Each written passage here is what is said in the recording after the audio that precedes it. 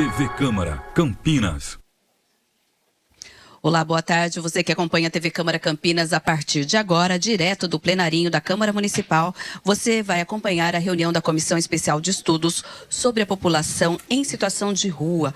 Hoje serão ouvidos diversos especialistas e profissionais que possam contribuir com essa discussão. Com a palavra agora, o presidente da comissão, o vereador Paulo Gaspar.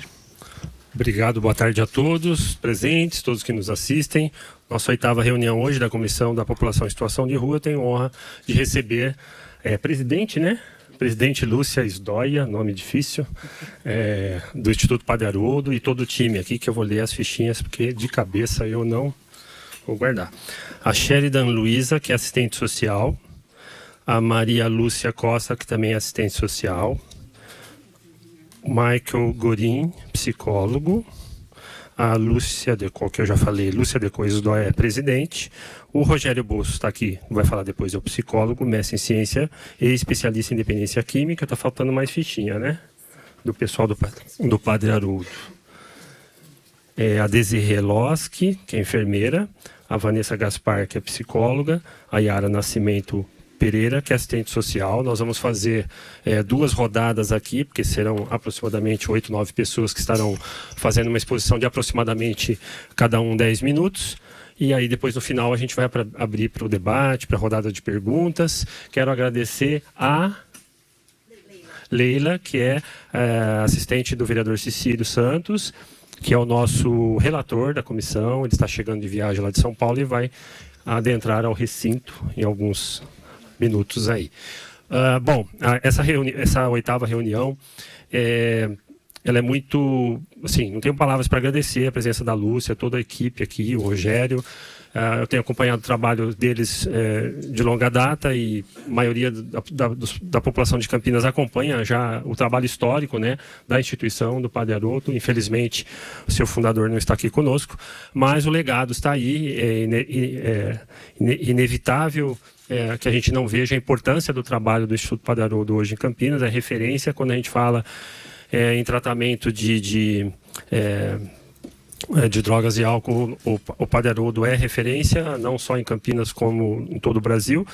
E é importantíssimo, vocês com certeza já participaram de outras comissões, em outros momentos, em outras legislaturas, são convidados para participar de N debates. Tem o comitê intersetorial, né, que é o nome, intersetorial da população em situação de rua, que foi criado em 2018 na outra gestão, que também vão ser convidados a estar aqui hoje. Acredito que não deva ser as mesmas pessoas que fazem parte desse comitê, mas a gente quer saber, de 2018 a 2023, o que foi feito nesse comitê. Tem alguém que é do comitê aqui? Não. Desse comitê intersetorial, né? Basicamente, são todas as secretarias envolvidas aí na questão das políticas públicas para a população em situação de rua. Alguém aqui conhece esse comitê? Já ouviu falar? Não. Então, essa é a nossa dúvida, porque foi criado esse comitê intersetorial e a gente não sabe o que foi feito por esse comitê. Então, é um dos motivos da gente ter convidado aí para as próximas reuniões. A Adriane está sempre em contato aí para agendar as reuniões. A próxima vai ser com o Departamento de Limpeza Urbana, no dia 14 de setembro. Não sei se é no mesmo horário, né? Provavelmente quinta-feira, 14 horas. Talvez seja aqui ou lá no outro plenário, enfim. Por que é importante estar ouvindo o Departamento de Limpeza Urbana? Chegou também são 2 aqui representando o Cecílio em peso. Eu sempre confundo porque tem 3 do PT, tem 2 do PSOL no PCdoB. Aí eles estão sempre juntos, então eu nunca vou guardar quem é assessor de quem. E é tudo vizinho ali os gabinetes, né? Um grudado no outro. Então, a gente vai estar recebendo o pessoal da limpeza pública e também, na sequência, feito o convite para esse comitê intersetorial, que hoje a assistente, esqueci o nome, substituta não é adjunta, que é a Clébia, doutora Clébia, ela é assistente da Vandecleia Moro. Hoje ela é presidente desse comitê, né? Então a Adriane já entrou em contato e vamos provavelmente no final do mês aí está trazendo, no final do mês de setembro. E o pessoal da limpeza, nós tivemos com eles na semana passada, lá na regional onde eles ficam ali perto do Mário Gatti, e fomos recebidos ali por 10 pessoas do departamento. Até fiquei assustado, assim, falei, nossa, tem tanta gente assim para tratar da limpeza pública. E foi muito legal, porque cada um trouxe uma contribuição muito importante. Apesar de a gente falar assim, mas o que tem a ver o morador de rua com a limpeza pública, né? A gente sabe que eles lavam a rua todo dia, principalmente na área central, porque o pessoal defeca e faz as suas necessidades na rua. Tem a questão da limpeza de varreção das ruas também. Então, a maioria desses caras que ficam na rua catam latinha e reviram lixo. Depois eles vão em alguns pontos da cidade, jogam tudo aquilo que eles coletaram no chão, fazem outra sujeira, né? Além de virar as lixeiras. E depois eles vão lá para separar tudo, para depois vender, ou seja para dinheiro, ou seja para pegar droga mesmo, né?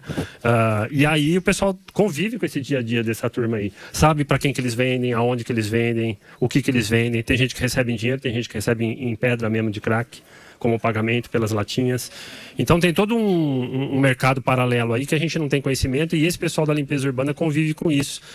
Por exemplo, a gente fez requisição para banheiro público na área central, né? Tem um banheiro ali atrás da igreja. Então a gente já fez uma indicação para que tenha mais banheiros públicos no Largo do Rosário, ali no Jockey Club e outros pontos. E aí seria ideal que tirasse aquela estrutura de lá e que fossem imóveis mesmo, fossem casas equipadas. E aí precisa ter segurança e precisa ter limpeza pública ali 24 horas por dia, porque senão acaba virando, né, qualquer coisa ali, menos banheiro.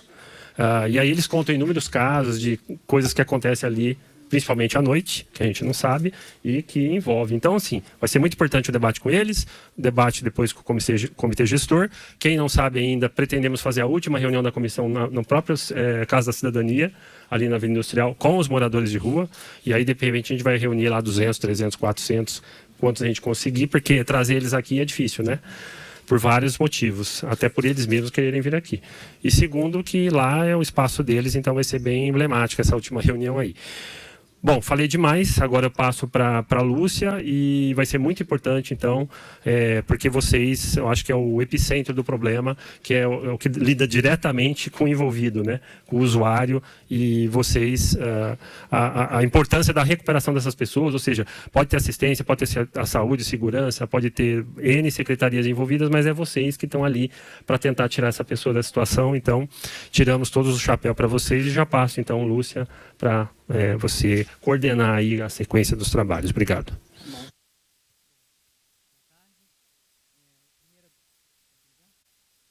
Aqui? Pronto. Ficou. Oi. Bom, boa tarde. Eu queria agradecer o convite. Há 10 anos nós estamos na política de pessoas em situação de rua, e nós nunca fomos convidados para uma audiência como essa para falar o que a gente tem a dizer. Nós estamos na rede, nós estamos nos fóruns, nós estamos na assistência, no cuidado, mas nessa casa aqui, para falar dessa população e dessa problemática, nós nunca fomos convidados. Está aqui a Desirê, daqui a pouco vai convidar, inaugurou o primeiro serviço no município, Casa de Passagem, para pessoas em situação de rua. E a gente desconhece esse comitê, né, Desirê? Nós ficamos assim, e começo a fala dizendo disso, um problema tão complexo e tão intersetorial mesmo, se a gente não olhar de forma ampla, não existe uma solução simples para a situação. Nós não estamos falando de qualquer coisa, nós estamos falando de gente. Acima de tudo, pessoas que precisam de cuidado e políticas públicas que sejam efetivas para essa população. A mim cabe falar um pouquinho do Instituto e depois deixar com os nossos profissionais que estão à frente dos serviços. O Instituto Padre Haroldo existe desde 1978. O Padre Haroldo viveu com seu pai o problema do alcoolismo. O Padre Haroldo viveu 100 anos, então imagina quando foi isso, né? E a situação de rua também. O pai dele foi uma pessoa que era médico e foi viver a situação de rua por um problema do alcoolismo. Então ele tinha um carinho especial pelas pessoas e um olhar para essa problemática. Nós temos aqui algo que se mistura, que é a droga, né, o uso de substâncias, e a situação de rua, que não são a mesma problemática, são problemáticas diferentes. Então, nossos profissionais vão trazer um pouco disso, então a gente vem falar, eu queria apresentar a instituição como um todo e depois entregar para eles. Nós atuamos em 4 eixos, é isso que está lá na tela nossa. A instituição atua no eixo da prevenção.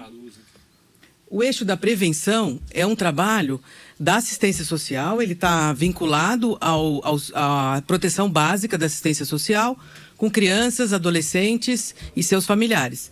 Nesse eixo da prevenção, nós estamos lá no território do Campo Belo, estamos no território do centro. As problemáticas são bem diferentes. Por incrível que pareça, o tráfico está mais presente no centro, na sede, do que lá no Campo Belo. Na sede, os jovens se envolvem com o tráfico. No Campo Belo, eles vendem vassoura, porque é o produto que é necessário naquele território.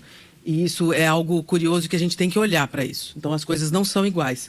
Os territórios não são iguais, as pessoas não são iguais, as metodologias não são iguais, as problemáticas não são iguais. Não dá para colocar tudo no mesmo saco e dizer é assim que a gente vai resolver o problema. Até, Lúcia, peço desculpa anunciar a presença do Soares, que é assistente do Major Jaime, que faz parte da comissão. Tá bom. E está de olho aí na segurança, viu? Olha a dica que ela deu aí. Muito bom. Obrigada pela audiência, né, pelas pessoas que estão aqui e interessados nessa problemática. Então, a prevenção é um eixo de trabalho importante do Instituto, hoje, em número de pessoas, o maior eixo, com crianças e adolescentes, e a gente não está falando prevenção às drogas, tá? A gente está falando prevenção ao risco social, ao agravamento do risco social.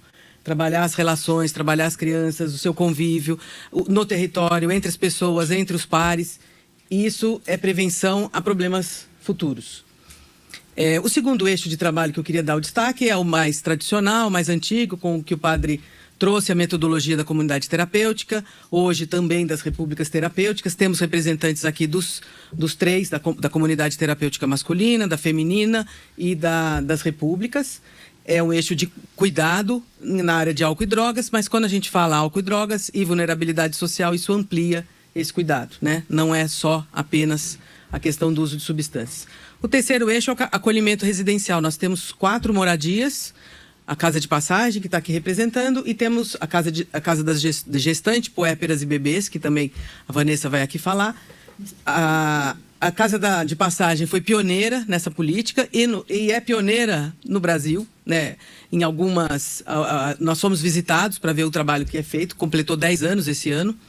A Casa da Gestante é inovadora, é uma política pública vinculada à saúde e que traz não é uma solução, não gosto de falar disso, mas traz um jeito de trabalhar, uma forma de trabalhar que vocês vão ver dados assim que de um ano para o outro caiu o número de crianças acolhidas a partir da criação da casa, de 18 para 5 crianças acolhidas naquele ano e continua. Então, ela é interferência direta na interrupção desse ciclo de violências e ciclo de vulnerabilidade. E as outras 2 moradias são as repúblicas para jovens, que não vêm ao caso nessa situação, mas são jovens que viviam em serviços de acolhimento, completam 18 anos e aí vêm morar com a gente nas repúblicas.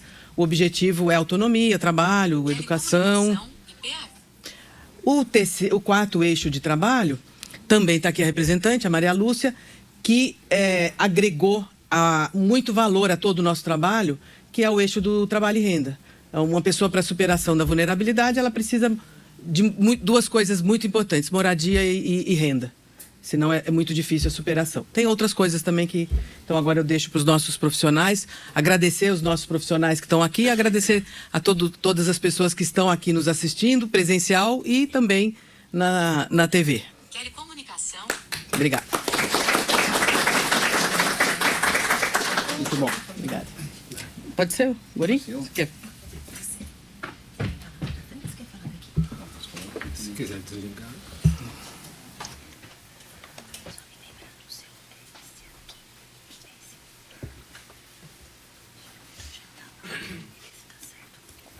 Eu vou acompanhar aqui o tempo, tá? Ele não mudou, é porque o outro tá aberto. Vou ter que fechar a outra apresentação, senão o passador fica confuso pra saber o que fazer. Vamos ver se dá certo. Até agora. Vamos ver se dá certo agora. Agora foi. Fica à vontade. Boa tarde a todos. É um prazer estar aqui, né, trazendo um pouco de informação, né, e também falar um pouco do que a gente executa no serviço, né.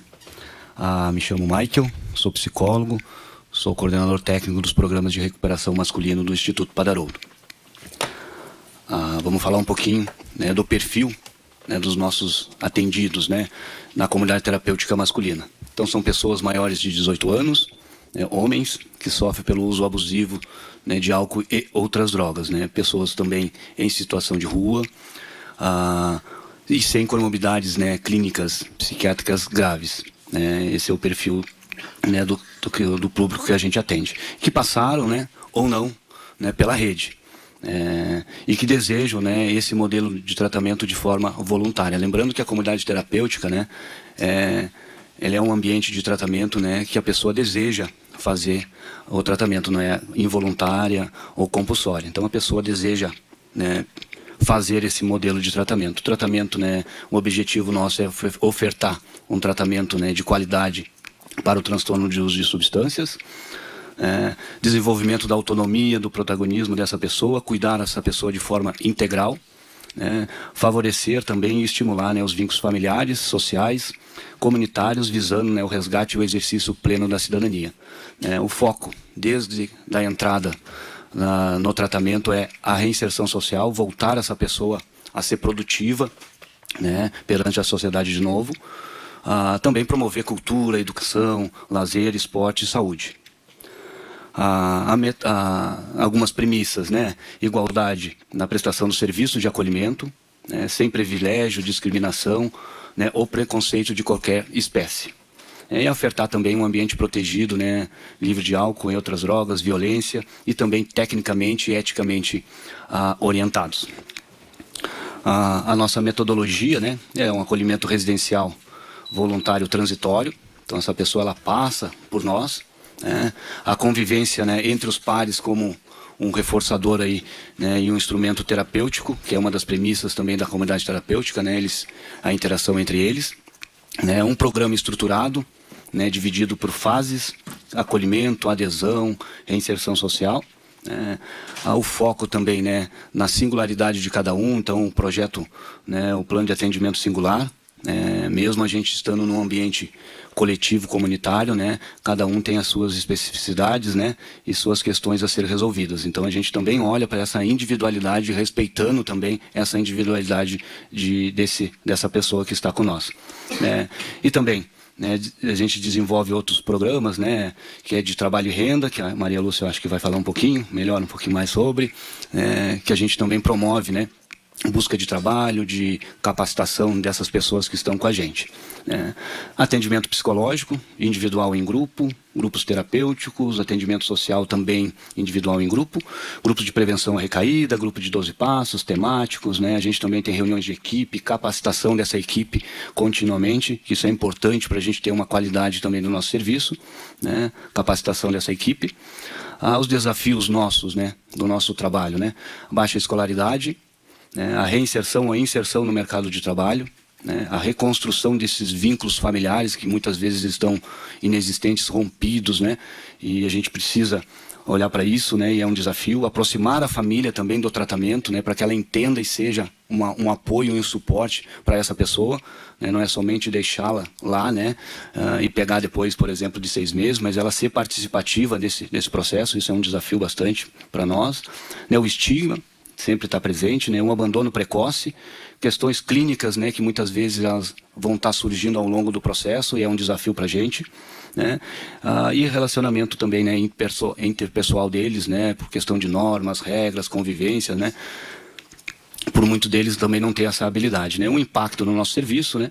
Essa ressignificação da pessoa, né, da própria vida, a promoção de saúde física e mental, a reinserção social, o desenvolvimento, né, das habilidades sociais dela, o resgate e fortalecimento de vínculos, né, acesso a benefícios sociais, redes socioassistenciais e de saúde, a ampliação dessa rede de apoio dele, né, após essa saída, a obtenção aí de documentos, né, carteira de trabalho, que muitos deles chegam para nós aí sem esses documentos que são essenciais aí para ele buscar, né, acesso aí à rede.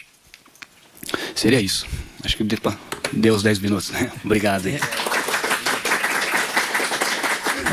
Eu cobrei muito tempo, pessoal. Falei 10 minutos, gente. Senão as perguntas a gente sabe que ficarão para o final. Mas o que eu queria destacar, olha quanta coisa.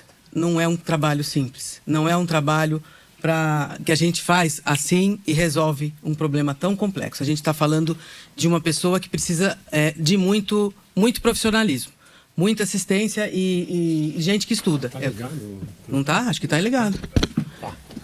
Gente que estuda. Nosso pessoal estuda muito, tá? Não é um pessoal marinheiro de primeira viagem. Eu vou pedir já, então troca o Gorim com a Yara e a Chau vai falando. Deixa eu ver aqui. A questão do microfone eu pergunto porque às vezes a gente está escutando aqui, mas depois na TV, no vídeo lá não sai o som. Obrigado. Boa tarde, meu nome é Sheridan, vocês podem me chamar de Shell, de formação assistente social, especialista em políticas públicas sobre drogas.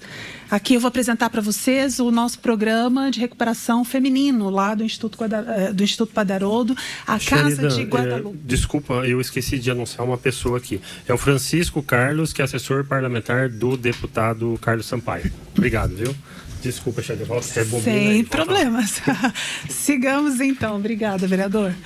A comunidade terapêutica feminina, ela oferta acolhimento voluntário, gratuito, tá?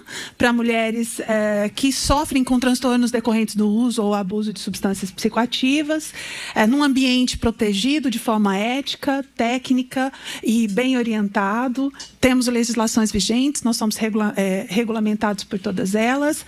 Ofertamos um suporte nesse acolhimento, né, que vai atender às diversas complexidades dessa mulher, além do problema com álcool e outras drogas. São complexidades que se interrelacionam e nos trazem uma realidade muito diferenciada dessa mulher. O nosso programa atende a singularidade de cada mulher num ambiente de cuidado, de assistência e tratamento coletivo. Então, contemplamos as necessidades de cada caso. Bom, são pessoas do gênero feminino com transtornos por uso ou abuso de substâncias, jovens a partir dos 18 anos e adultas, cis e transgênero, mães, gestantes, algumas com filhos com até 2 anos de idade, essas crianças podem acompanhar suas mães durante o programa residencial. Nós ofertamos um tempo de 6 meses, que pode ser reduzido ou prolongado por até 12 meses, dependendo de cada caso, tá? Bom, dentro do público que nós atendemos, no ano de 2022, nós conseguimos contemplar 107 mulheres, né? 4 crianças puderam acompanhar suas mães, 4 gestantes, transgêneros, 4 pessoas, né? A população de rua, nós conseguimos contemplar 13% dos que nós acolhemos nesse período, né? Parece baixo, mas a gente traz esse cenário para vocês para mostrar que também há dificuldade de acesso dessas mulheres ao nosso serviço, ainda que ele esteja disponível de forma gratuita para ela no nosso município. Temos como objetivo contribuir para a prevenção desses agravos no quadro de saúde dessa mulher, das situações de violações de direito, né, de violência, de rupturas de vínculo. A mulher ela é estigmatizada assim como o homem, mas a sociedade tolera menos essa mulher que consome substâncias, né, por considerar que é um problema de ordem moral e não de saúde, e ela deixa de cumprir o seu papel como aquela que cuida as funções que a sociedade espera dessa mulher. Então a família acaba tendo menos tolerância e ofertando menos apoio para ela.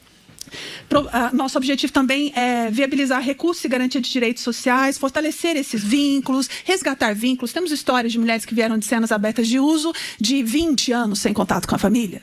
A última 6 anos fizemos a buscativa e esse vínculo foi restabelecido a partir desse tempo de assistência nesse espaço.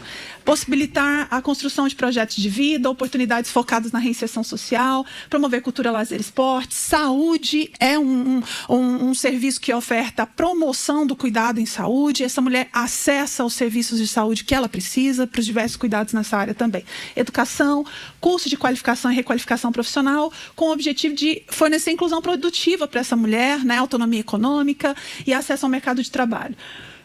Esse é um grande desafio também, que é possibilitar a construção de uma rede de apoio, né? Essas mulheres têm uma rede de apoio muito mais reduzida, mínima, nós temos que ampliá-la durante o processo terapêutico dela. Na metodologia de cuidado, a oferta de cuidado é voluntária, temporária, né, em forma de residência. Nós ofertamos atendimento psicossocial para a ressignificação desse sofrimento, das violências que essa mulher sofre, o fortalecimento pessoal dela, o autoconhecimento sobretudo, né? Temos grupos temáticos, assembleias, elas dirigem esse tempo de assembleia, participam do desenvolvimento do papel social delas, oficinas de arte criativa, de artesanato também, temos arte-terapia.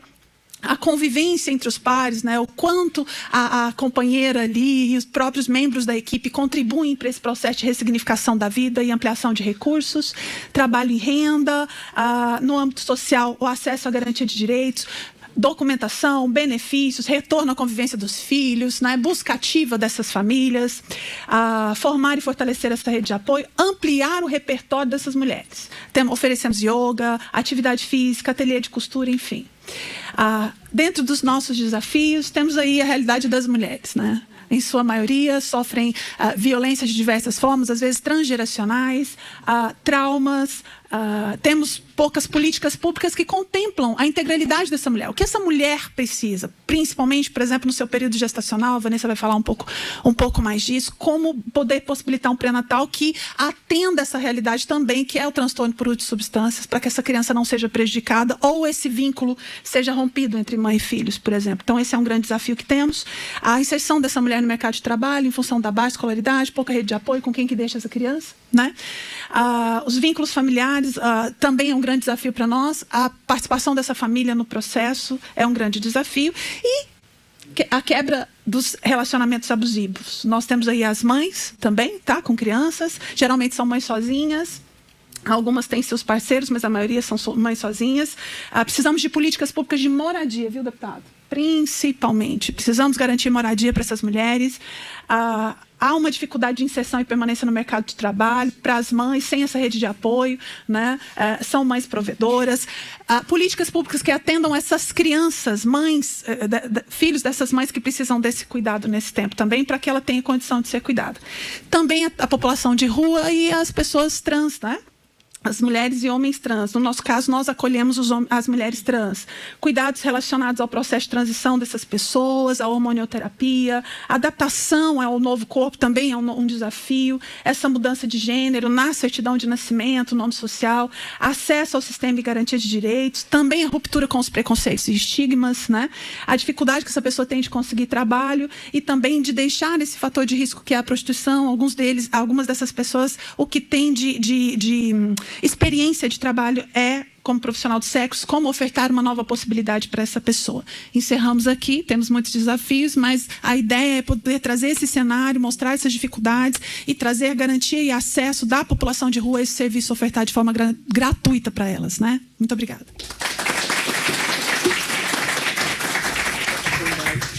Antes de eu passar para... Antes da Yara falar, você levantou uma bola para mim aqui que eu sou obrigado a cortar. O deputado aqui é o Carlos Sampaio, eu ainda não sou, mas quem sabe um dia, né? Por enquanto, vereador. Mas enquanto vereador e como arquiteto urbanista que sou e da área da habitação, de política pública que você falou, a gente tem já 2 projetos na casa tramitando há mais de um ano, que é o Housing First, que o Rogério vai falar.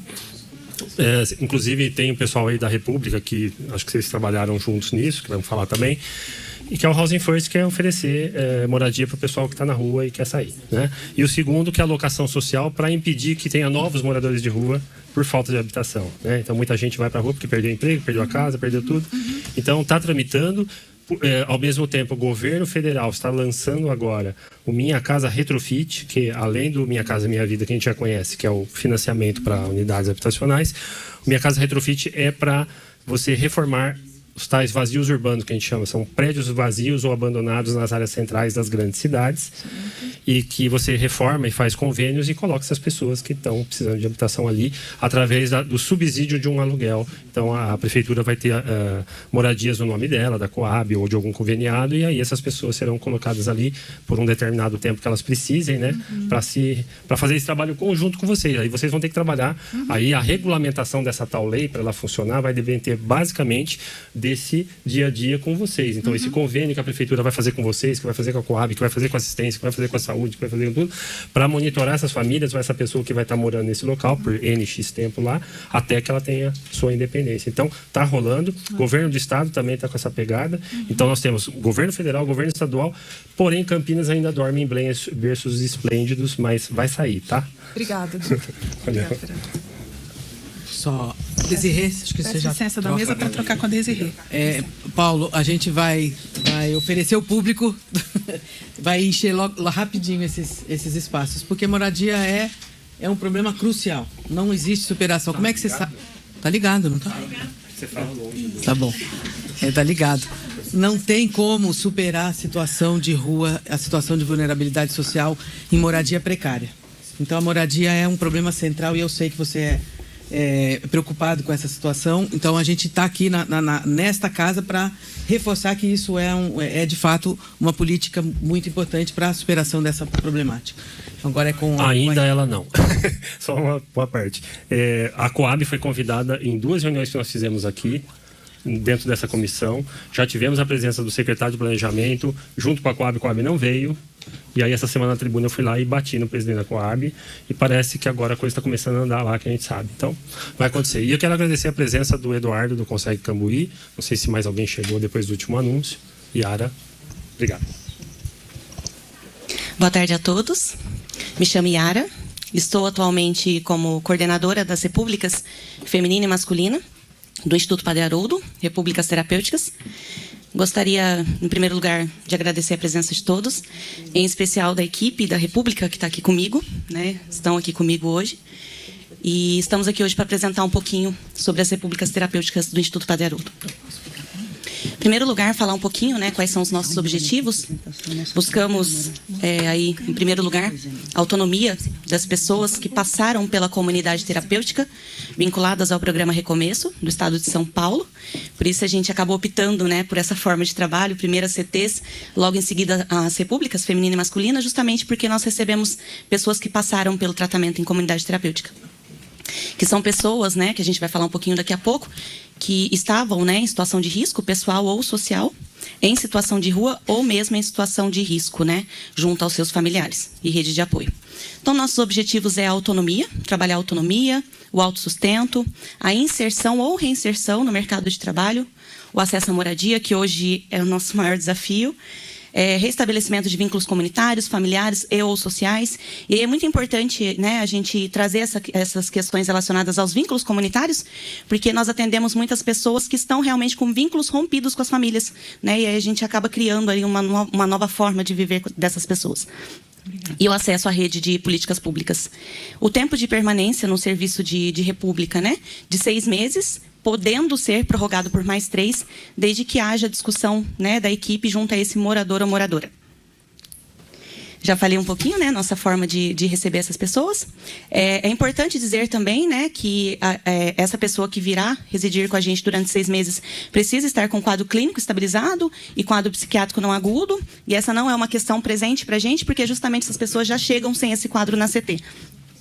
E aí é importante dizer também, né, que se tratando de República Feminina, existe a possibilidade de acolhimento de crianças até 2 anos de idade, junto com a mãe, né, desde que essa criança esteja sob os cuidados da mãe, né. Já aconteceu também de receber criança que estava, por exemplo, com a guarda, né, que a mãe não estava com a guarda, mas aí há um trabalho, né, com essa mãe e essa criança ela passa a residir na República. Pessoas com idade a partir de 18 anos, né, que é também o critério para CT, vínculos familiares rompidos ou extremamente fragilizados e sem condição de moradia e autossustentabilidade ou residente em território de possível risco, né? Então, por isso que a gente não pode dizer que a República atende apenas pessoas em situação de rua, né? Nós também atendemos pessoas que estão em situação de risco no território, que residiam. Quais são os nossos maiores motivadores hoje, né? Elevação da escolaridade. Hoje nós temos, inclusive, nas 2 repúblicas, pessoas que estão cursando curso superior. Temos pessoas que estão inseridas na EJA também, né, da Educação de Jovens e Adultos. Temos pessoas que estão realizando cursos profissionalizantes. E o Irã está aqui, gente, que é um dos nossos moradores, que nesse momento está fazendo curso profissionalizante. O Irã está filmando ali, ó.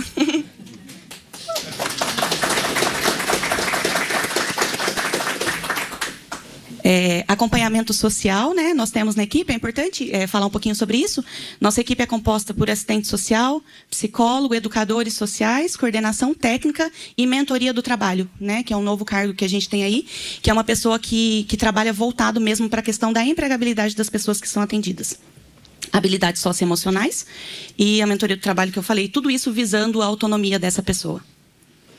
Eu trouxe um pouquinho dos instrumentais, só para vocês conhecerem.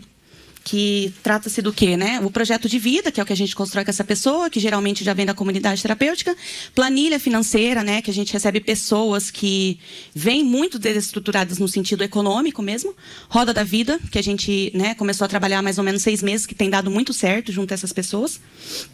E aí a gente vem com os desafios, né, que nem tudo são flores. O aluguel com alto custo em Campinas hoje é um dos nossos maiores desafios, né? A gente trabalha toda essa noção de autonomia das pessoas e aí quando a gente começa a procurar, né, começa a dar auxílio nas questões relacionadas à moradia, a gente tem esse embate, né? Porque é tudo muito caro em Campinas, né? O custo de vida é muito alto. Por isso também a necessidade da gente falar sobre política de habitação.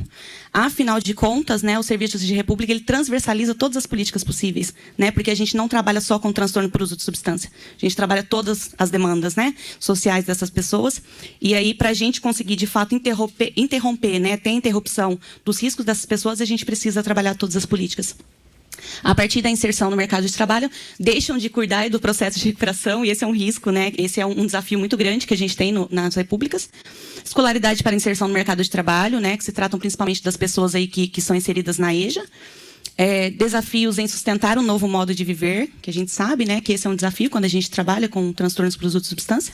Antecedentes criminais, a gente sabe, né, que há um preconceito muito grande quando a gente fala de pessoas que, né, têm esse passado, que têm crimes presentes para inserção no mercado de trabalho. Mulheres com filhos, né? Mulheres no seu geral, histórico de muita violência sofrida, políticas públicas e serviços adaptados para o público feminino, que a gente, né, percebe que falta de equidade no mercado de trabalho, baixo salário, questão, né, do histórico da prostituição, que a gente precisa muitas vezes inserir essa pessoa no mercado de trabalho, essa mulher, e a gente percebe que há, né, mesmo um desafio nesse sentido. Estigma e preconceito quando se trata de mulher, a gente sabe que é maior. Vínculos familiares rompidos, perda de filhos, que é algo que, né, mexe muito com essas mulheres, e quebrar o ciclo das relações abusivas. Mulheres com filhos, né, já que nós trabalhamos com mulheres, hoje, inclusive, nós temos 2 bebês na República Feminina, um com 10 meses e um com 7. E é agravado, né, caso se trate aí de mãe sozinha, que em sua grande maioria né? Falta de políticas públicas de moradia, que é o que a gente mais tem, né, batido nessa questão. Difícil inserção e permanência no mercado de trabalho em decorrência dos filhos. A gente já tem percebido, inclusive, que se tratando de mulheres que têm filhos, a gente sempre prolonga esse processo na República, porque geralmente os filhos vêm, né, muito pequenos, não tem a inserção na creche, até que saia a vaga. Então é uma dificuldade que a gente tem também, né, o desafio. E desafio na construção do projeto de vida, né? Porque com certeza esse filho ele precisa estar presente nesse projeto de vida. Nosso impacto, para finalizar, não passou ali.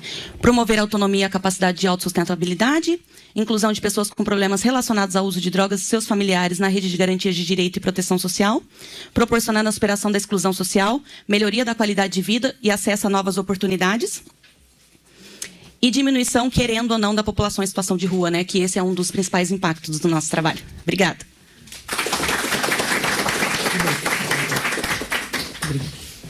Obrigada, Yara. Ó, já tem gente aí da equipe da República também. Vanessa, agora. Quero anunciar também a presença do Leandro Garcês, diretor financeiro do Patrulheiros Campinas. Obrigado. Agora queria chamar a Desirê. A Desirê que traz muita informação aí da rede e de toda a dificuldade. É um serviço específico para a população em situação de rua, que viu todo o caminhar aí dessa política, que é algo recente, né, que se fala. Não se fala há muito tempo de pessoas em situação de rua, mas é uma problemática que se agravou nos últimos tempos e pós-pandemia mais ainda, né? Então, Desirê. Boa tarde. Meu nome é Desirê, eu sou enfermeira e eu estou à frente da casa de passagem que se chama Nossa Casa há 10 anos. O Instituto Padre Haroldo, a gente iniciou... obrigada. A gente iniciou... Deixa eu ver se eu acerto aqui. Isso. Esse trabalho como uma casa de passagem aqui no município não tinha, né? Só tinha um abrigo, que é o Antônio Fernando, que é o mais antigo da cidade, e o Samim. E de lá para cá, hoje, a rede ela é formada por 6 equipamentos, né? Além do Samim, Antônio Fernando, a gente tem a Casa Santa Clara, que é só para mulheres, né? Tem a Casa Efraim, tem outros equipamentos. Então, assim, de 10 anos para cá, o município teve aí um ganho de 60%, 70% de equipamentos, né? E um número grande de pessoas indo para a rua. O pós-pandemia foi uma marca. porque as pessoas ganharam mais visibilidade na pandemia, as pessoas em situação de rua. A política de população de rua é de 2009. Então, antes de 2009 não tinha nada. Nada. Eram totalmente invisíveis, né? E aí começou a ganhar esse direito ao acolhimento, o acesso ao acolhimento e tudo que envolve isso. A rede de Campinas é uma rede muito sustentada, assim, né? É uma rede forte. Os profissionais que trabalham aqui sabem o que estão fazendo, conhecem muito bem o público.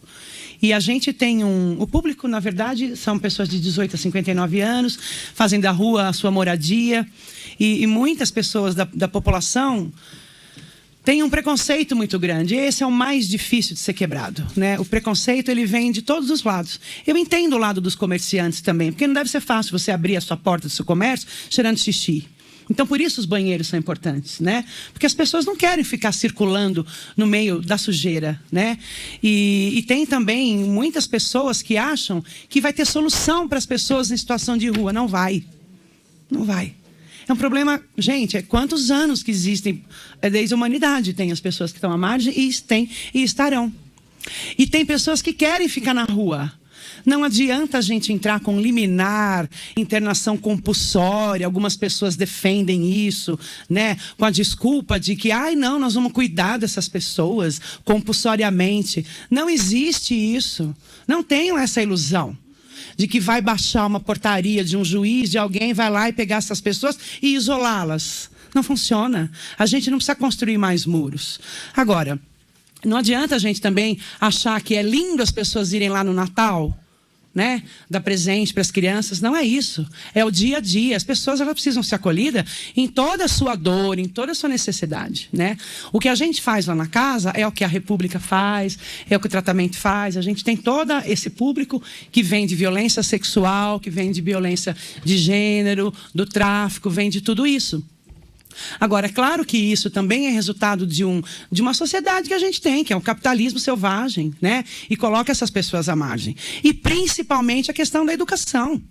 As pessoas têm 50 anos e mal sabem ler e escrever, não estão entendendo o que estão lendo, né? A gente precisa acompanhá-los numa UBS, porque o cara chega lá, porque ele não consegue simplesmente marcar uma consulta, ele não consegue nem falar com você. Porque ele não sabe? Não, porque ele tem vergonha. Porque ele está sem dente, porque a roupa dele está rasgada, né? Então, assim, existe um preconceito muito grande. E a gente precisa encarar isso de frente, né? A gente precisa entender que essas pessoas estão na rua e é um problema muito complexo e as soluções não são simples. Claro que a moradia é fundamental nisso, mas não adianta a gente ter a moradia, colocar a pessoa lá, ela vai para a rua de novo, se você não tiver essa rede de apoio, de um monitoramento e estar junto com eles. Não é porque eu sou coordenadora da casa que eu vou chegar lá e vou falar, amanhã você vai fazer seu currículo e você vai levar amanhã no lugar A, B, C. Se ele não quiser, é com ele. Não adianta eu chegar pro cara e falar, agora eu vou te internar compulsoriamente, você vai ficar 1 ano lá internado, você vai sair lá bom. Porque a gente quer que ele faça isso. Não é assim que funciona. Não funciona, tem que ser junto com ele. A construção tem que ser conjunta. Não adianta ser de cima para baixo. Ele tem que ser o ator da vida dele. Ele nunca foi. Mas a gente precisa ajudar a ser. Então envolve autoestima, envolve afeto, envolve amor, né? O acolhimento lá na casa é temporário e a gente trabalha tudo isso. A gente trabalha atendimento psicossocial, as assembleias, os N encaminhamentos que a gente faz todos os dias, né? Formação, trabalho, autonomia. Mas para ele ter autonomia, ele precisa ter autoconfiança, ele precisa ter um monte de coisa. E a gente não pode... como o Michael diz, a questão do vínculo é muito importante. Mas essas famílias, elas já vêm totalmente desestruturadas, né? O cenário, ele não é legal. Mas se a gente trabalhar com ele e olhar para ele, né? E tentar se colocar um pouquinho no lugar, sair daquele meu lugar, né? Eu sou uma pessoa branca, de classe média, que estudei. Não adianta eu ir lá e colocar a minha visão do que eu acho melhor para ele. Não vai funcionar. Não tenham a ilusão de que a gente vai lá e vai resolver todos os problemas e vamos tirar todas as pessoas da rua. Não vamos. Mas é importante. Então, já que a gente não vai, vamos botar banheiro, né? Vamos tentar trabalhar essa questão da moradia, né? Tá um pouco mais próximo para melhorar para eles que estão lá. É muito duro quando alguém tira sua documentação, principalmente a certidão. A gente recebe gente do Brasil inteiro. Não sei se o senhor sabe disso, mas Campinas vem gente do Brasil inteiro aqui. Eu tenho 3 pessoas lá na Casa do Maranhão. Inclusive, eu tenho gente da Venezuela e da Colômbia lá com a gente hoje. Então, assim, não adianta só isso se a gente não tiver essa rede toda de afeto e apoio com ele, né? E algumas pessoas querem ficar na rua. Elas querem ficar. O que a gente vai fazer? Vai arrastar ele, colocar ele, enfiar ele em algum lugar, botar ele dentro de um carro e esconder? Não, né? A gente vai ter que conviver com isso da melhor maneira possível. Parece um pouco trágico, assim, o que eu falo, né? Mas é muito real isso, né? É claro que a gente tem muitos casos de sucesso. A gente tem, é muito gostoso quando você tem um cara que morou no Itaú por 7 anos, que usava crack da hora que acorda à hora que dorme. Hoje ele era um pintor. Hoje ele resgatou a empresa dele e ele até, inclusive, contrata alguns moradores que estão lá com a gente. Sabe? Então é muito legal. A gente tem um casal que está saindo hoje da casa, né? Casados, né? Conseguem trabalho. E a questão do emprego é muito importante. Assim, a gente participa do Mão Amiga desde que... Eu não sei se eu já passei os 10 minutos. A gente participa do Mão Amiga, que é um programa muito bacana da Prefeitura, desde a primeira edição. E o Mão Amiga ele é muito bacana, porque eles têm uma profissionalização. Ele passa por um processo seletivo para entrar nessas vagas. E depois tem um pós. Então, a gente não solta a mão dele. A gente vai caminhando com ele. Isso é muito importante, né? E aí eles conseguem minimamente administrar esse dinheiro. A gente administra junto. Mas é assim, é sempre o que ele quer. O desejo dele é muito importante. E tem também alguns casos de transtorno mental grave. Que daí esses casos precisam de um cuidado quase que a vida toda, né? Porque a família não deu conta. Tem um rapaz que veio de Londrina a pé. Imagina, sei lá quanto tempo ele levou para chegar aqui. Semanas. Veio a pé de Londrina e é um transtorno mental grave, né? E a gente precisa fortalecer cada vez mais a rede de cuidado. CAPS, com assistência, né? Precisa entender o que está fazendo lá. Às vezes tem alguns profissionais que estão ali, a gente ainda parece que não entendeu o seu lugar ali. E isso também é uma realidade, né? Então, mas ouvir as pessoas é fundamental. Quando eu entrei na rede, a gente tinha o Fórum de População de Rua. E não tem mais, mas era um espaço assim que a gente fazia uma roda ali na catedral. E era muito legal, mas assim, você tem que estar preparada porque eles vêm do jeito que eles estão ali, né? Alguns embriagados, né? Mas ali é um espaço de escuta fundamental para a população. Eles precisam ser ouvidos, né? A gente não pode chegar de cima para baixo, impondo e falando. Eles têm que participar disso tudo. Então, assim, é só assim que eles vão ter um pouco de ressignificação da própria vida. Com esse afeto, com esse trabalho perto, a reinserção social, o resgate, fortalecimento. Tudo que vocês ouviram aqui dos outros serviços é o que a gente faz também, né? Mas a gente sente ainda o preconceito instalado. E isso é muito... E não adianta, o preconceito é a coisa mais difícil da gente combater. Porque a gente quer que eles sejam do jeito que a gente é, né? E eles não serão assim. Mas a gente tem que respeitar e aprender com tudo isso. Era mais ou menos isso que eu queria falar. Obrigada.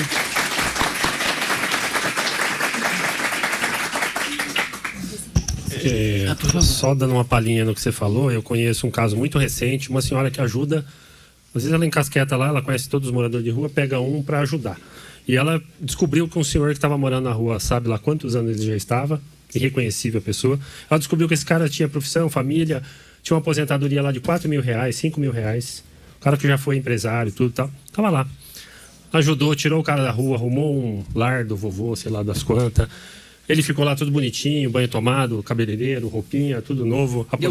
Salário de R$4.000 lá todo mês. O cara ficou uma semana lá, falou assim, o que eu estou fazendo aqui? Voltou para a rua. E quando ele volta, acabou a mesada dele, porque quando ele não consegue nem tirar, nem nada. Ela que arrumou toda a documentação. Então é só um exemplo de uma pessoa que já foi classe média alta, sei lá, hoje está lá por opção. Não é um problema, e nem por problema de saúde mental, nem nada. O cara mas vai entender. A gente acha que pode nunca acontecer com a gente, né? Mas qualquer um de nós pode passar por uma situação, principalmente quando é mental, né? Obrigado. Imagina. Agora, não sei quem que vem aqui agora. Desculpa de novo, eu sou ruim. Mais um aí. O João Moreno, obrigado. João, cadê o João? Tá lá. É presidente do NAS, Núcleo de Assistência Social. Obrigado, João. Bom, agradecer. Obrigada, Desirê. A cada dia a gente aprende uma coisa nova, né? E acha que é isso, né? De novo, É complexo. Não tem solução simples e a gente precisa pensar. A Mão Amiga é uma lei municipal, inovadora. Eu, quando estava na presidência do Conselho de Políticas sobre Drogas do Estado de São Paulo, levei a pessoa que trabalhou a política, esse projeto de lei. Olha como é importante, como são importantes os projetos de lei municipais. Então, isso, a Casa da Gestante também usufrui da Mão Amiga, as pessoas, né, acolhidas, não a casa, nem o serviço, né, as pessoas que estão. E isso garante continuidade, né, garante um começo. Então, a Vanessa acho que é a última. Não, e a Maria Lúcia. Maria Lúcia troca agora com a Desirê. E a próxima, Vanessa, da Casa da Gestante. Boa tarde a todos. Meu nome é Vanessa. Sou coordenadora da Casa da Gestante, como já foi dito. Quero agradecer o convite em representar o Instituto Padre Haroldo aqui como um dos serviços, né? A Casa da Gestante, Puérperas e Bebês foi fundada em dezembro de 2015, a partir de uma discussão do GT Maternidade, entre vários profissionais que viram um grande número de acolhimentos de bebês nas maternidades, vendo a impossibilidade daquela mãe maternar por diversos motivos, e o principal, que é a vulnerabilidade, né? Situação de rua, violência, a perca da guarda de outros filhos por N motivos, né? Não disponibilizando essa oportunidade da mãe poder maternar o bebê naquele momento. Essa é a fachada da nossa casa. A partir da inauguração da casa, a nossa missão, né, é acolher em regime residencial as mulheres maiores de 18 anos, gestantes ou no puerpério, né, com bebês de até 6 meses de idade, né, e que estejam em situação de abuso de substância psicoativa, situação de risco em saúde ou vulnerabilidade psicossocial grave, né, bem como seus outros filhos de até 8 anos de idade. Houve um caso de uma moradora que ela chegou gestante, né? E ao longo do processo de permanência dela da casa, com o auxílio da nossa equipe técnica, Defensoria Pública, que são muito parceiros do nosso serviço, ela retomou a guarda dos demais filhos que ficaram morando conosco. Tá? E isso é um trabalho assim que foi muito especial no cuidado com essa mulher para dentro da Casa da Gestante. Tá? A nossa metodologia ela vem em cima do projeto terapêutico singular, né? Que a gente desenvolve junto com toda mulher que entra nessa casa. Realizamos atendimentos individuais e grupais em psicologia, enfermagem e serviço social. Tem também um acompanhamento nutricional das mães, dos bebês e das crianças, né? E uma supervisão clínica e educação permanente para toda a equipe, que a gente faz questão desse processo contínuo para dentro da casa, porque nós, como profissionais, linha de frente no cuidado, também precisamos de cuidado para ofertar uma atenção e cuidado de qualidade para as nossas mulheres e essas crianças, né? O projeto terapêutico singular, né, tem eixos a serem desenvolvidos ao longo do período que a mulher fica na casa. A gente faz essas avaliações mensais, né, se a gente está conseguindo alcançar os objetivos ao qual a gente se propôs junto dela, né, que é a saúde biopsicossocial, moradia, maternagem, trabalho e renda, educação e dentro das relações familiares, sociais e afetivas, o lazer também, né. Essas fotos que vocês estão vendo são todas de dentro do espaço da casa, né, e de alguns usuários que passaram por lá. Nós disponibilizamos de 20 leitos, né, divididos entre as mães, os bebês e as crianças, né. No ano passado, em novembro, nós atingimos a capacidade máxima com leito extra e com 17 solicitações de vaga na fila de espera, né. Isso foi surpreendente para a gente e são, para mim, só 17, porque não é um serviço tão conhecido quanto parece. Se ele fosse divulgado assim num âmbito muito maior, nós não teríamos condições de cuidar da quantidade de mulheres que precisam de um acolhimento como a Casa da Gestante na cidade de Campinas. Essas vagas são reguladas pelo sistema CROSS, né? Elas são pacientes, porque a Casa da Gestante é um equipamento da saúde, né? Ela foi construída em parceria com a Prefeitura Municipal de Campinas e acompanhada pela Secretaria Municipal de Saúde. Então, as vagas são solicitadas através, principalmente no momento atual, do consultório Rua, o CNAR, que vocês conhecem, que é um serviço muito parceiro nosso, as maternidades, as UBSs e os centros de saúde. As gestantes, né, que passam pela casa, como nosso maior objetivo é oferecer o acolhimento e o cuidado contínuo em saúde, né, com o desafio de interromper esse ciclo de violência que essa mulher foi submetida e intervir no futuro dessas crianças, né, possibilitando a construção de uma vida diferente daquela vivida antes, né, com outros filhos que ela tenha perdido, com os vínculos familiares interrompidos, com momentos de extrema violência com o seu companheiro, que muitas delas chegam lá através de relações afetivas que não deram certo, mais o uso de substância, entre outros motivos, né?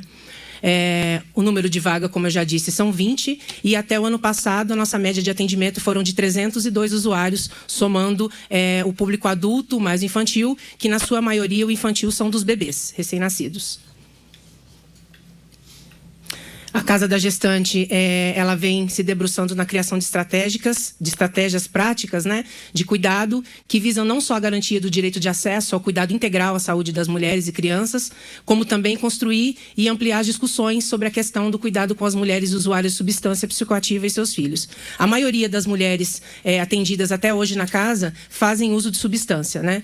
Algumas têm outras questões em relação à saúde, né, e a situação de extrema vulnerabilidade, de situação de rua. A maioria delas adentra a casa, elas estão em situação de vulnerabilidade, estão na rua, mas não que elas não tenham ponto de moradia, mas às vezes é um lugar insustentável nas relações familiares ou nas suas relações conjugais, né? Ela tem um território como referência, mas ela não tem aquela moradia como garantia, né, de sua. Essa é um pouco da nossa estrutura, né, da casa. Temos 6 dormitórios com banheiro, uma lavanderia, cozinha, tem um refeitório, né? Tem esse espaço brincar, que é a sala aí para as crianças, onde as mulheres também ficam e podem partilhar de momentos de convivência com os filhos, né? Temos uma sala de TV. São os quartos, onde pode ser divididos com mais uma outra gestante, né? Ou puérpera com seus bebês. E para as mulheres que têm filho maior, a gente tenta deixar um espaço único para ela e demais filhos, né? Para que elas possam ter um pouco mais de privacidade, já que elas têm uma quantidade maior de filhos. Como essa mãe que eu acabei de citar, que ela tinha 5 filhos, né? Então ela ficou com um espaço só para ela na casa. Hoje a equipe conta, né? Com um corpo técnico, né, que é assistente social, a enfermeira é psicóloga. Temos 11 cuidadores que se dividem em 3 plantões. A casa funciona 24 horas. Não é um centro de tratamento. Nós trabalhamos com uma reflexão contínua de redução de danos, tá? E esses cuidadores têm um papel fundamental no cuidado, no auxílio da maternagem para essas mulheres. Para que essas mulheres possam estudar, para que essas mulheres possam trabalhar. Nós sabemos que hoje há uma dificuldade, né, em se conseguir uma vaga na creche, por exemplo. E como que essa mulher vai trabalhar e com quem ela vai deixar esse filho, né? Ela está recomeçando a vida dela. Então, com uma metodologia de trabalho, a casa faz o auxílio do cuidado dos filhos para essa mulher poder trabalhar. Então, a nossa equipe, todos os plantões estão disponíveis, as construções necessárias dentro do projeto terapêutico singular dessa mulher para fazer o cuidado do filho, buscar o filho dela na escola, caso o horário de trabalho acabe conflitando com o horário escolar das crianças, né? Os cuidadores também acompanham nos compromissos médicos, isso também está dentro do nosso plano de cuidado dessa mulher, acompanhar nas consultas de pré-natal, acompanhar na puericultura dessas crianças, né? Fazer com que esteja sempre organizado em dia o calendário vacinal, tanto da mulher quanto essa criança. Nossa equipe técnica também, por muitos momentos, faz esse tipo de cuidado, porque elas são as referências entre as usuárias, né? Então, é um trabalho, até tem uma parte da minha equipe aqui, assistente social, a enfermeira e o nosso administrativo, somos muito parceiros, assim, lá na casa. E temos esse apoio, que é o administrativo, o assistente financeiro, nosso auxiliar de limpeza e a cozinheira, né? A casa conta com refeições completas, proporciona a essas mulheres vestuário, a alimentação, como eu já disse, material de higiene, fraldas para as crianças, medicação, né? Tudo isso custa bastante, né? Custa caro, não é barato, mas a gente tenta fornecer com qualidade o máximo possível que nos permite. Esse foi um parto que ocorreu esse ano, né?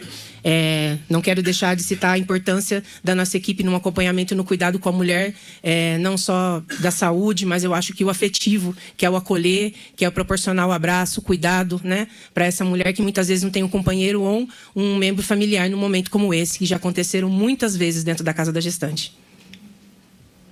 Medo de nada, só amor. Gratificante para mim fazer parte desse projeto. Obrigada a todos.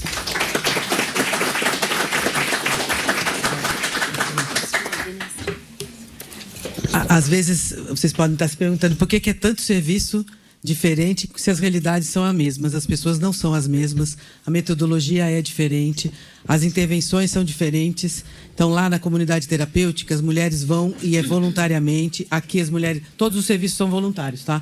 Não tem serviço compulsório nem involuntário dentro da instituição. Mas as motivações são diferentes. Os caminhos são diferentes. E as metodologias também. Muitas vezes, a mulher que está aqui não estaria lá. Então, ela tem outra oportunidade. E muito importante nos 3 serviços que cuidam de mulheres e crianças é a interrupção do ciclo de violência, inclusive pessoal, do empoderamento dessa pessoa dizer: eu não quero mais um relacionamento abusivo na minha vida. Isso é muito presente na vida dessas mulheres e pouco se fala disso. E o empoderamento é emocional, porque isso é um problema recorrente. O relacionamento abusivo, alguma coisa acontece que volta para esse relacionamento abusivo. E como interromper isso, né?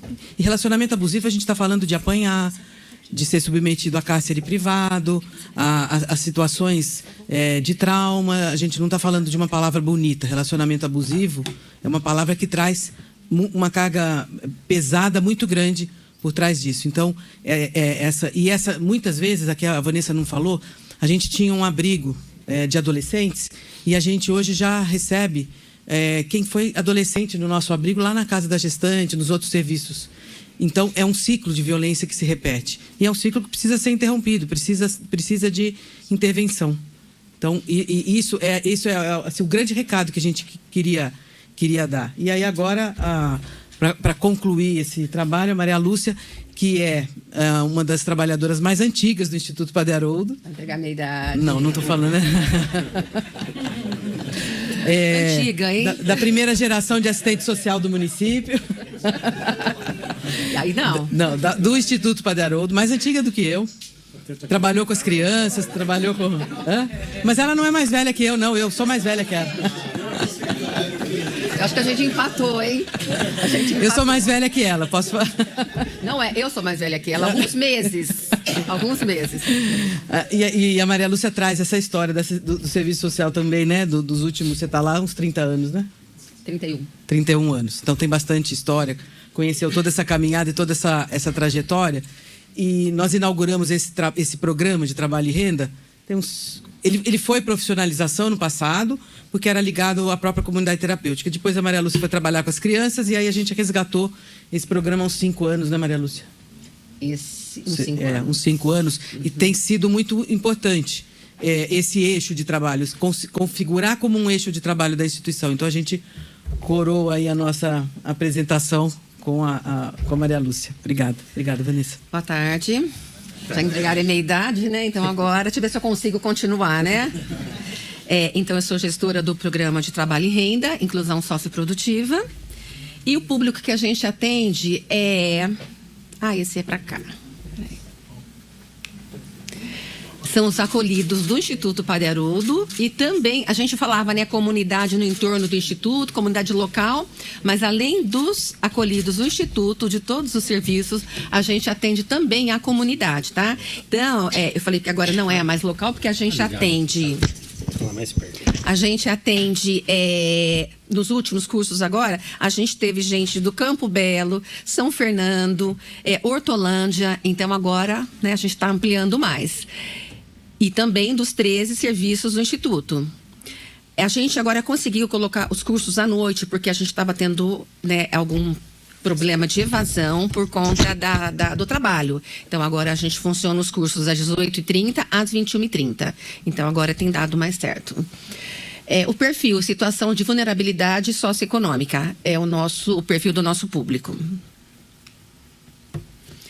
O objetivo do programa Trabalho em Renda é o desenvolvimento das competências técnicas e comportamentais para facilitar os processos de empregabilidade dos atendidos. E como que a gente faz isso, né? Esse desenvolvimento das competências técnicas. A gente tem aí a parceria com a Escola Senai, o Senac, Sebrae, e todos os cursos acontecem lá no Instituto Padre Haroldo. São gratuitos e são certificados. Aliás, né, a gente tem um colega aí que já fez 3 cursos, tem 3 certificações, né? E está sempre questionando qual que vai ser o próximo. 5 cursos? 5 cursos. 15? Acho que sim. Lá no Trabalho e Renda. Um 3, né? Ele fez... foi recepção, panificação e confeitaria, né? É a recepção e hotelaria, pelo SENAC. Então, eles recebem a certificação, é uma carga horária razoável de 40 horas, 50 horas. Então, dá tranquilamente para eles fazerem. Os outros cursos que a gente tem, também nessas parcerias, é o camareira, confeitaria, alfabetização tecnológica, que é um curso do Instituto para quem não tem conhecimento nenhum de informática.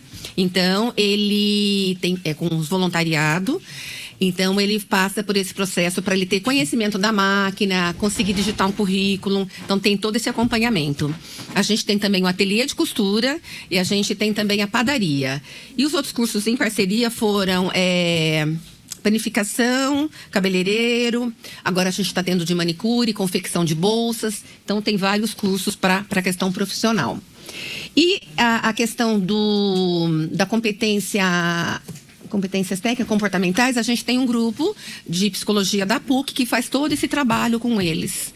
É semanal esse trabalho e também o resultado é muito positivo.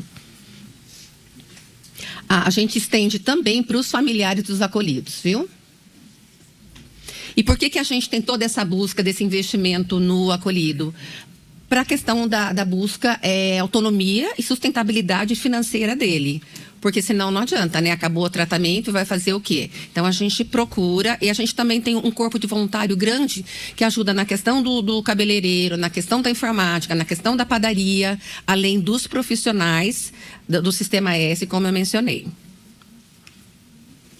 A metodologia do trabalho e renda, que é a inclusão socioprodutiva, a gente faz a divulgação dos cursos, a seleção e a matrícula. Agora, a metodologia obedece à especificidade de cada parceiro, considerando a parte teórica e a parte prática. A gente tem lá uma cozinha industrial, a gente tem as salas específicas com data show, eles trazem, todos são apostilados, eles recebem e, como eu falei, uma carga horária geralmente de 40, 50 horas. Que também nem dá para ser mais do que isso, porque é o tempo que ele tem no programa, que depois ele pode ou permanecer nas repúblicas ou retornar para a residência dele. Então, geralmente, são 2 meses. Os desafios é reinserir esse acolhido no mercado de trabalho. Por conta da escolaridade dele, ele ficou muito tempo distante do mercado de trabalho por conta do uso de substância. Então, é uma grande dificuldade. Mas a gente tem também, ainda em parceria com a PUC, da psicologia, chama Agrega, que funciona como se fosse um RH. Então, a gente senta com ele, faz a simulação de entrevista, como que tem que acontecer, já tem o currículo, a gente vai fazer a revisão, mas geralmente não tem. Então, a gente faz o currículo dele, bota numa plataforma lá de emprego, a gente recebe muitas vagas também. Estava até falando para a Lúcia aqui, a gente, nos últimos dias, de 6 que a gente recebeu, 5 passaram pela rua, foram morador de rua. E eles têm alguma profissão, ou fazia salgado, ou é pedreiro, sabe? Então, sempre tem. Então, a gente faz o currículo dele, já faz 2 cópias para ele e insere em toda essa rede de apoio. E o outro desafio grande que a gente tem também é o programa Trabalho e Renda, que tem uma média de 5 anos, ele não tem subsídio público nenhum. Então, a gente fica aí tirando leite de pedra, tentando voluntariado. Eu trabalho sozinha nesse departamento. Como é que é? Chuta pro gol, corre para defender, vou lá para a portaria, volto para ver o lanche, vou ver a professora, pego o data show. Então, a gente não tem valor nenhum de subsídio para para o programa Trabalho e Renda.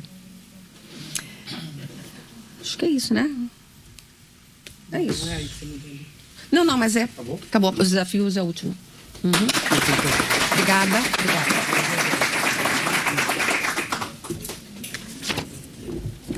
Obrigado. Rogério é o próximo e Érica, só para a gente ver aqui. São 3h30, nós vamos até as 4. Tá ok. Rogério, obrigado.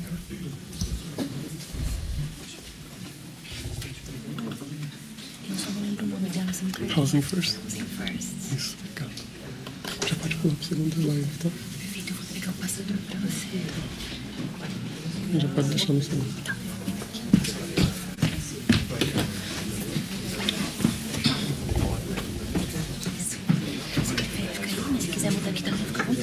Tá bom, obrigado. Boa tarde a todos. Meu nome é Rogério, sou psicólogo de formação.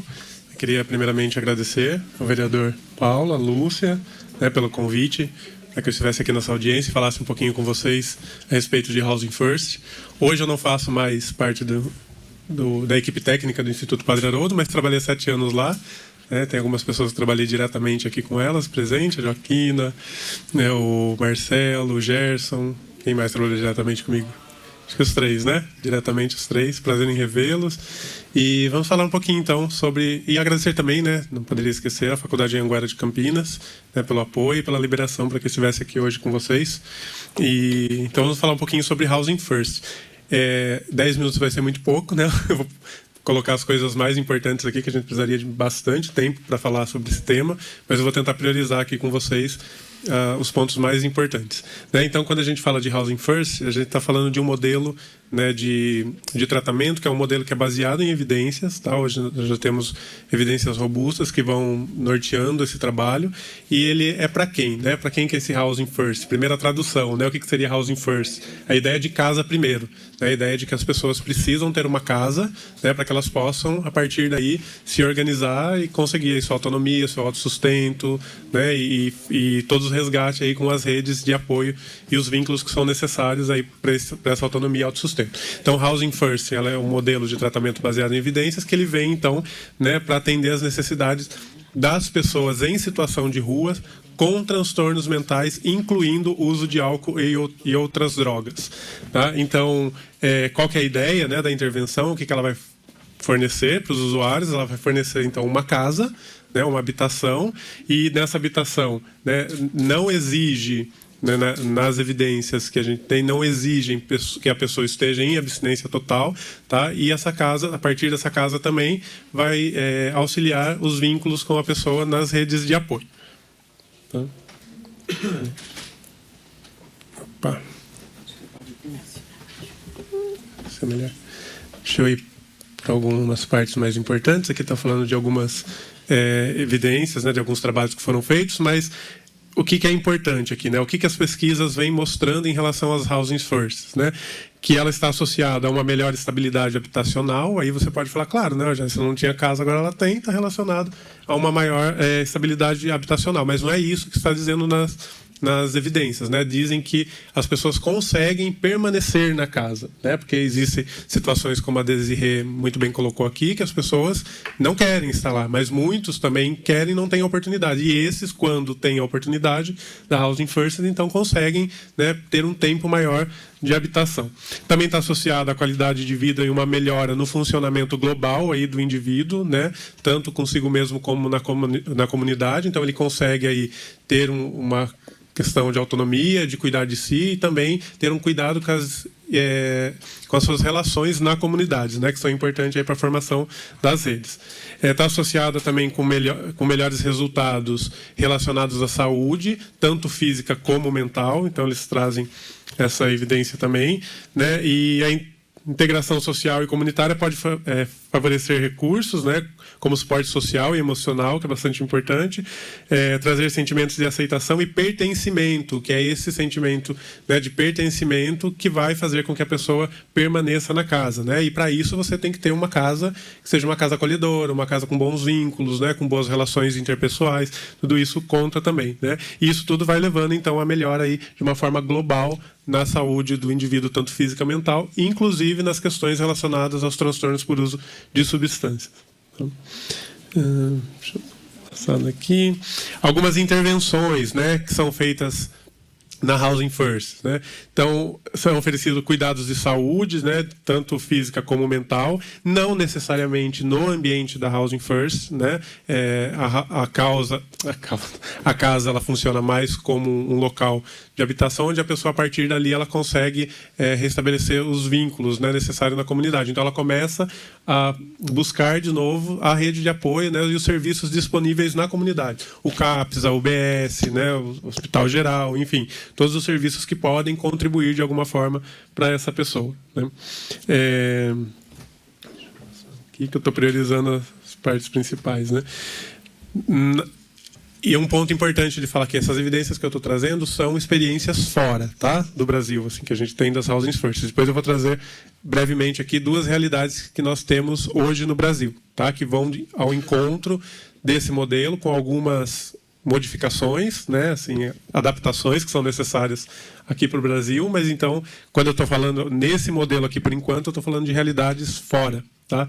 Então, nessas realidades, as pessoas que estão nas Housing First recebem uma ajuda de custo para custear, né, o aluguel. Então, eles não têm a casa totalmente gratuita, eles recebem uma ajuda, né? Eles recebem uma ajuda e, com o próprio sustento, com o trabalho, eles vão custeando a outra parte, né? Todos estavam ligados aos cuidados primários no centro comunitário, então eles estavam reinseridos ali, né? As pessoas usuárias da Housing First faziam uso dos serviços primários de saúde. Tá? Eles também tiveram tratamentos, aqui é de fora, né, para opioides. Os gerentes, né, as pessoas que trabalhavam, a equipe técnica ali, né, forneciam suporte individualizado através de entrevistas motivacionais com essas pessoas, né, e os gerentes tinham também experiência, né, com a população de rua, com o uso de álcool e drogas, tá? E essa experiência aí contava bastante na relação e nas intervenções realizadas. Esperava-se que os participantes seguissem os termos do contrato, né, que existiam na casa, porque existem normas, regras na casa a ser cumpridas, né, eles têm um contrato que eles precisam seguir ali de bem viver, então esperava-se que essas pessoas seguissem esse termo de contrato, né, eles recebiam apoio individualizado. Então a equipe incluía uma variedade de profissionais ali, né, enfermeiros, psiquiatras, terapeuta ocupacional, uma economista doméstica, assistente social, conselheiros, independência química, né, um médico da família. Então tinha uma equipe um pouco mais robusta também que dava um suporte para essa população.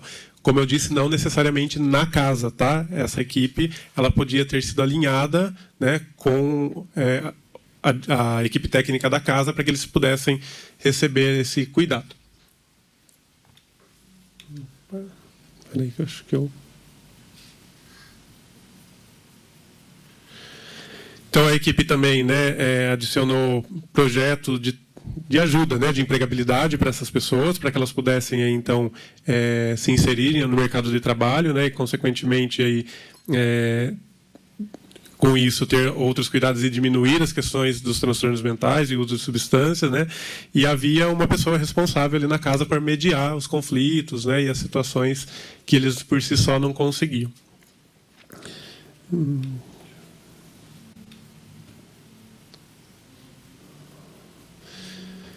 Então, na equipe, né, basicamente a equipe recebia aí, orientação, né, e supervisão da coordenação para que pudesse gerenciar os casos, acho que era o ponto mais importante, né. Um outro ponto bastante importante aqui, né, os benefícios econômicos. Então, a Housing First, né, ela traz uma possibilidade de um serviço que funciona, que tem evidências mostrando que funciona e de baixo custo, né, porque não necessariamente você tem um custo alto, porque você não precisa ter essa equipe vinculada diretamente ao serviço, né? Os usuários vão usar os serviços da comunidade, tá? Alguns pontos a serem destacados aqui, né? Os programas de Housing First devem prestar muita atenção à implementação de componentes do programa que facilite a integração social, incorporando maiores apoios para o desenvolvimento de redes sociais, reconexão familiar e conexão com serviços e recursos no bairro e na própria comunidade. Achados quantitativos mostraram que múltiplas formas de integração social, ou seja, tamanho de rede social e, até certo ponto, integração psicológica, aumentaram entre os participantes do Housing First, mais do que os participantes dos outros serviços, né, que não seguem o modelo da Housing First. Também mostraram que o acesso à habitação e o apoio através da Housing First promoveu a integração social de ligação social, sentimento de pertença, né, e forneceu uma base para os participantes avançarem para a recuperação em comparação com as pessoas que não passaram por esse modelo, né, da Housing First. Opa.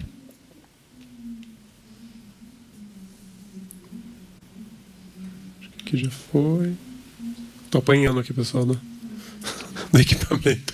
Algumas experiências, então, aqui no Brasil, né, que seguem mais ou menos esse modelo. Por que eu digo mais ou menos? Muda um ponto essencial, porque as evidências mostram, né, que os modelos fora, a pessoa não precisa ter uma abstinência total para fazer parte desse programa, né? Isso não é necessário na Housing First. Os modelos que nós temos aqui, a pessoa necessariamente precisa comprovar a abstinência para estar inserido nos programas, tá? Então a gente tem o programa, né, de monitoramento que iniciou em São Paulo, né, que é a moradia assistida.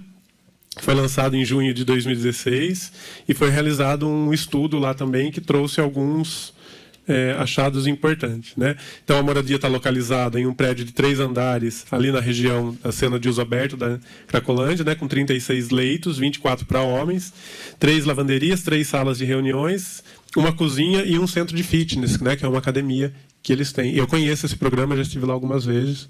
Acho que o pessoal aqui do Instituto também já tiveram a oportunidade de conhecer, tá? Então, algumas intervenções são realizadas nesse programa, né? Para ser elegível no programa de moradia, os indivíduos devem estar em tratamento ambulatorial regular, né? O tempo de permanência máxima é de 12 meses, que eles podem permanecer na casa. Ao ingressar no programa, os pacientes têm seus documentos regularizados e são encaminhados para programas para preparação de trabalho, tá? E nessa casa também é tudo por digital, tá? Tanto para entrar na casa como os quartos, né? A entrada nos quartos tem a digital, então só a própria pessoa do quarto acessa esse quarto, né? Outra pessoa não pode entrar ali, é tudo por via digital, e eles têm que comprovar a abstinência, né? Eles fazem testes regularmente para comprovar a abstinência, né? Para permanecer no programa. É lógico que a não abstinência, né, não é um critério de exclusão direta. Eles fazem manejos, né, tentam fazer o manejo dessa recaída, né, na medida do possível, faz esse acolhimento, né, mas a abstinência ela é uma partida aí importante, né, para o acesso.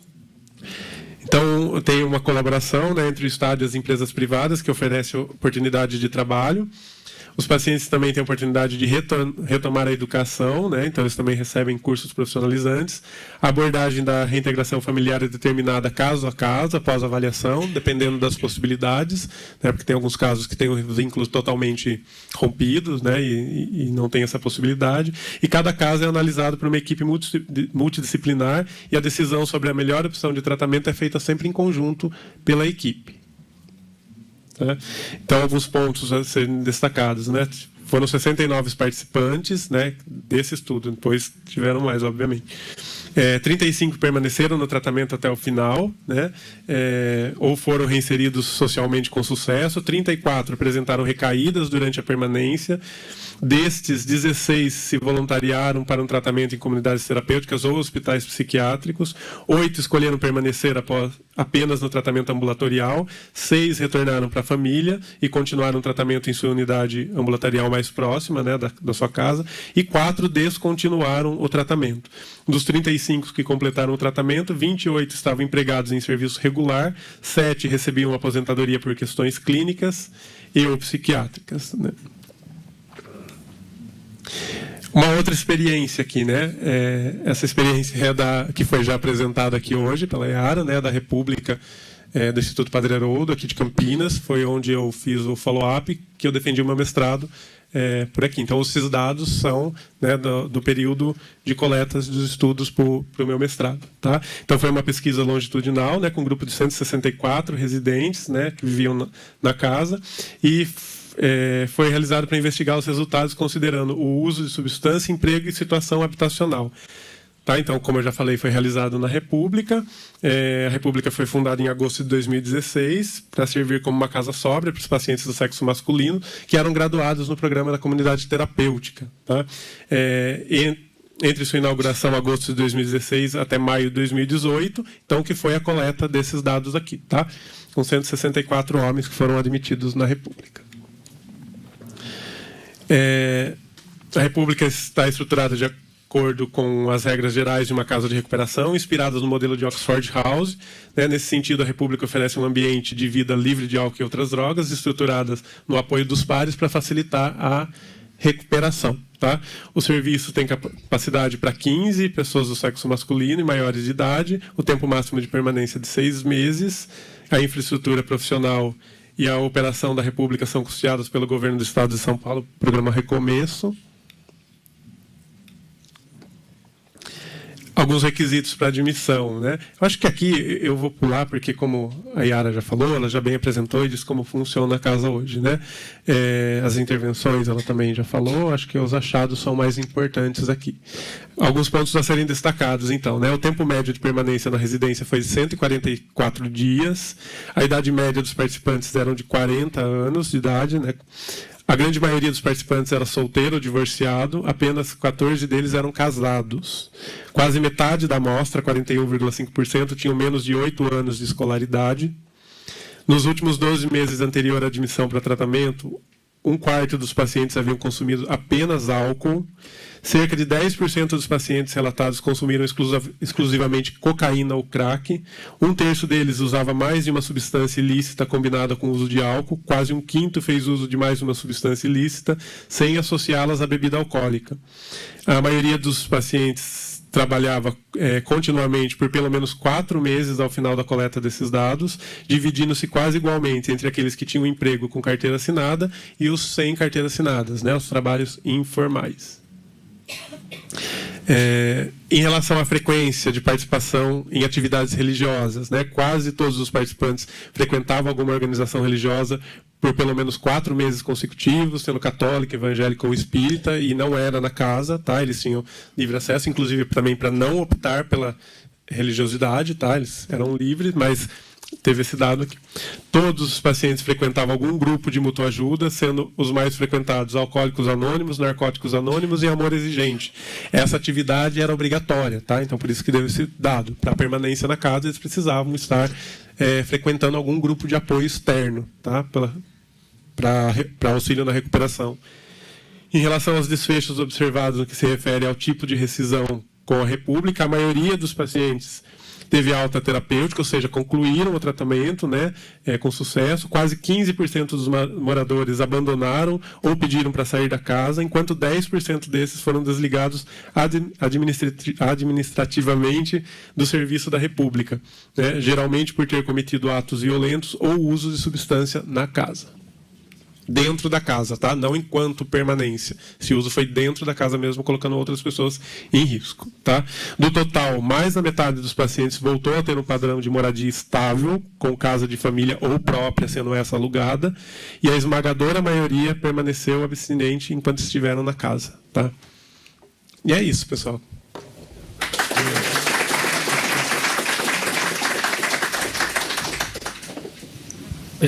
Quanto tempo nós temos, Érica?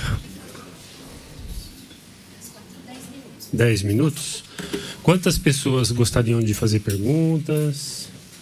1, 2, 3. Tá, 4 comigo. Então, 5. Então, teoricamente, vamos falar assim: a gente tem 1 minuto para fazer a pergunta e 1 minuto para a resposta. Vai. Quer que mais alguém venha aqui, Paulo? Fica à vontade, você que manda. Fica aí, já fica aí. Então, a primeira pergunta que eu vou fazer na verdade, 2, né? Uma para a Lúcia e outra para o Rogério. A Lúcia, a situação financeira do Padre Haroldo. Como que vocês se sustentam e como que a população, quais são os subsídios que vocês recebem e como que a população interage e pode ajudar, né? Quais são os canais e os meios. E depois para o Rogério sobre a casa, no caso que você deu exemplo, é coletiva. E moradias individuais. Como é que você vê o caso de ser coletivo ou individual? Qual é o critério, né? Então, Lúcia. Situação financeira caótica. Retrato do Brasil. Nós temos... Bom, aqui nós estamos falando de convênios com a Prefeitura de Campinas. A situação é mais estável com a Prefeitura. Os serviços com a Prefeitura são reajustados mais regularmente. Nós temos convênios com o Estado de São Paulo, e aí eu estou passando por uma próxima etapa, mas estive, infelizmente, há 3 meses sem receber um dos convênios, porque estava em renovação, então a situação já era caótica, fica um pouco mais. E sem reajuste há 10 anos.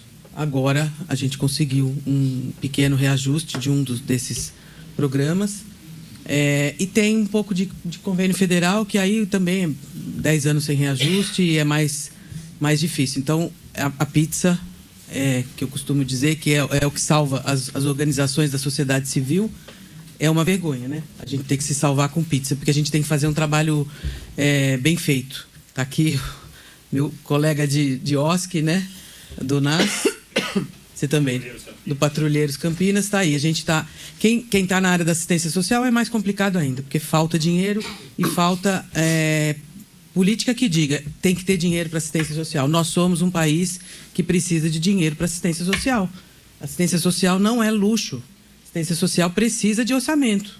Então, sem orçamento, a gente não consegue executar. Sem o orçamento, o próprio gestor público não consegue executar. Então, existe dinheiro para a saúde, tem que existir mesmo, porque a saúde consome muito dinheiro, é um serviço caro e a saúde é integral, é para todo mundo, assistência social para aqueles que dela necessitam. Mas aqueles que dela necessitam é um número muito grande de gente.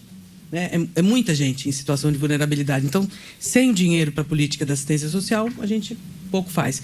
No programa de prevenção, o maior déficit que a gente tem é o programa de prevenção, porque o custo cobre um terço de quanto o que eu recebo do que quanto custa. Então a gente precisa do poder público e precisa da sociedade.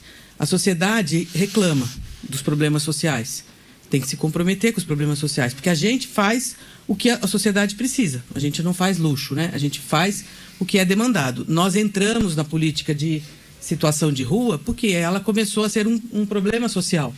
Então, fomos demandados. No início do Padre Haroldo, quando eu comecei a trabalhar mais de 20 anos atrás, sou voluntária, tá? Sou presidente voluntária, como todos os presidentes de OSC, de qualquer lugar. Quando eu comecei a trabalhar, o Padre Haroldo trabalhava exclusivamente com a questão da droga. E nós fomos demandados pela sociedade, demandados pelo poder público a avançar nas políticas. Então, a gente, como sociedade, nós produzimos o problema, nós temos que nos implicar no problema, nós temos que ter responsabilidade com o problema. Então, Paulo, a situação financeira, nós estamos claramente endividados, com dívidas bancárias, com atrasos em impostos. Essa é a nossa realidade, bem nua e crua. Um filho pobre da sociedade e que precisa ir trabalhando para sobreviver e para garantir um trabalho decente, digno. Disso a gente não abre mão. Obrigado pela pergunta. Vamos lá. Você perguntou em relação à moradia ser conjunta ou individual, né? O Housing First, pensando na individual, você sai do modelo. Né? Então, quando a gente pensa no modelo individual, a gente já não está mais falando do Housing First, porque o Housing First ele vem lá dos Oxford House, né? A ideia, onde a ideia são os pares. Né? Então, através dos pares, as pessoas vão se ajudando, né? E vão aí dividindo o fardo e vão se ajudando, vão criando habilidades entre eles nessa interação. Né? Então, o modelo de Housing First que a gente tem em evidência são casas comunitárias. Tá? Nós não temos, com esse nome, modelos individuais. Tá? Eles são sempre modelos comunitários. Aí, para modelos individuais, a gente precisaria dar uma estudada, né, para poder te responder, porque como eu estou estudando em relação às Housing First, né, então os individuais eu teria que dar uma pesquisada para te falar, mas eu posso te garantir que sai desse modelo. Né? A gente já não está mais falando no modelo de Housing First, tá? Porque ele preconiza a questão dos pares, tá? Dessa ajuda entre os pares e dessa relação entre eles. Tá bom? Gina. É o Zé Renato, quem mais tinha levantado a mão? O Alexandre, lá no fundo, o seu nome é? Galvão e o Carlos. É Carlos? Francisco. Boa tarde, meu nome é José Renato. Eu queria fazer a pergunta ao Rogério. Rogério, na sua exposição aqui agora, você citou 3 unidades religiosas. O AA, o Narcóticos Anônimos, não é entidade religiosa? Bom, mas é entidades que cuidam dos drogados. O Narcóticos Anônimos, o AA e o Amor Exigente. Por que não está incluído nesse hall de instituições a Pastoral da Sobriedade? Você sabe me dizer? A pastoral da sobriedade ela está incluída no modelo de grupo de apoio. Esses modelos que foram apresentados, o AA, o NA, o Amor Exigente, são grupos de apoio. Tá? A pastoral também faz parte. É que na coleta de dados, entre os 164 homens que fizeram parte da coleta, eles não frequentaram, por isso que não apareceu. Tá? Predominantemente foram esses 3. Mas era possível, se tivesse ali a disponibilidade numa pastoral, que eles participassem. Isso não era proibido, tá? Não tinha que necessariamente ir nesses 3 grupos. Assim como se uma entidade religiosa evangélica oferecesse um grupo específico lá para transtornos por uso de substâncias, eles poderiam também ter ido. Não tem um critério que tem que ser o AA, o NA ou o Amor Exigente. É que desses 164, predominantemente foram esses. Tá bom? Regina?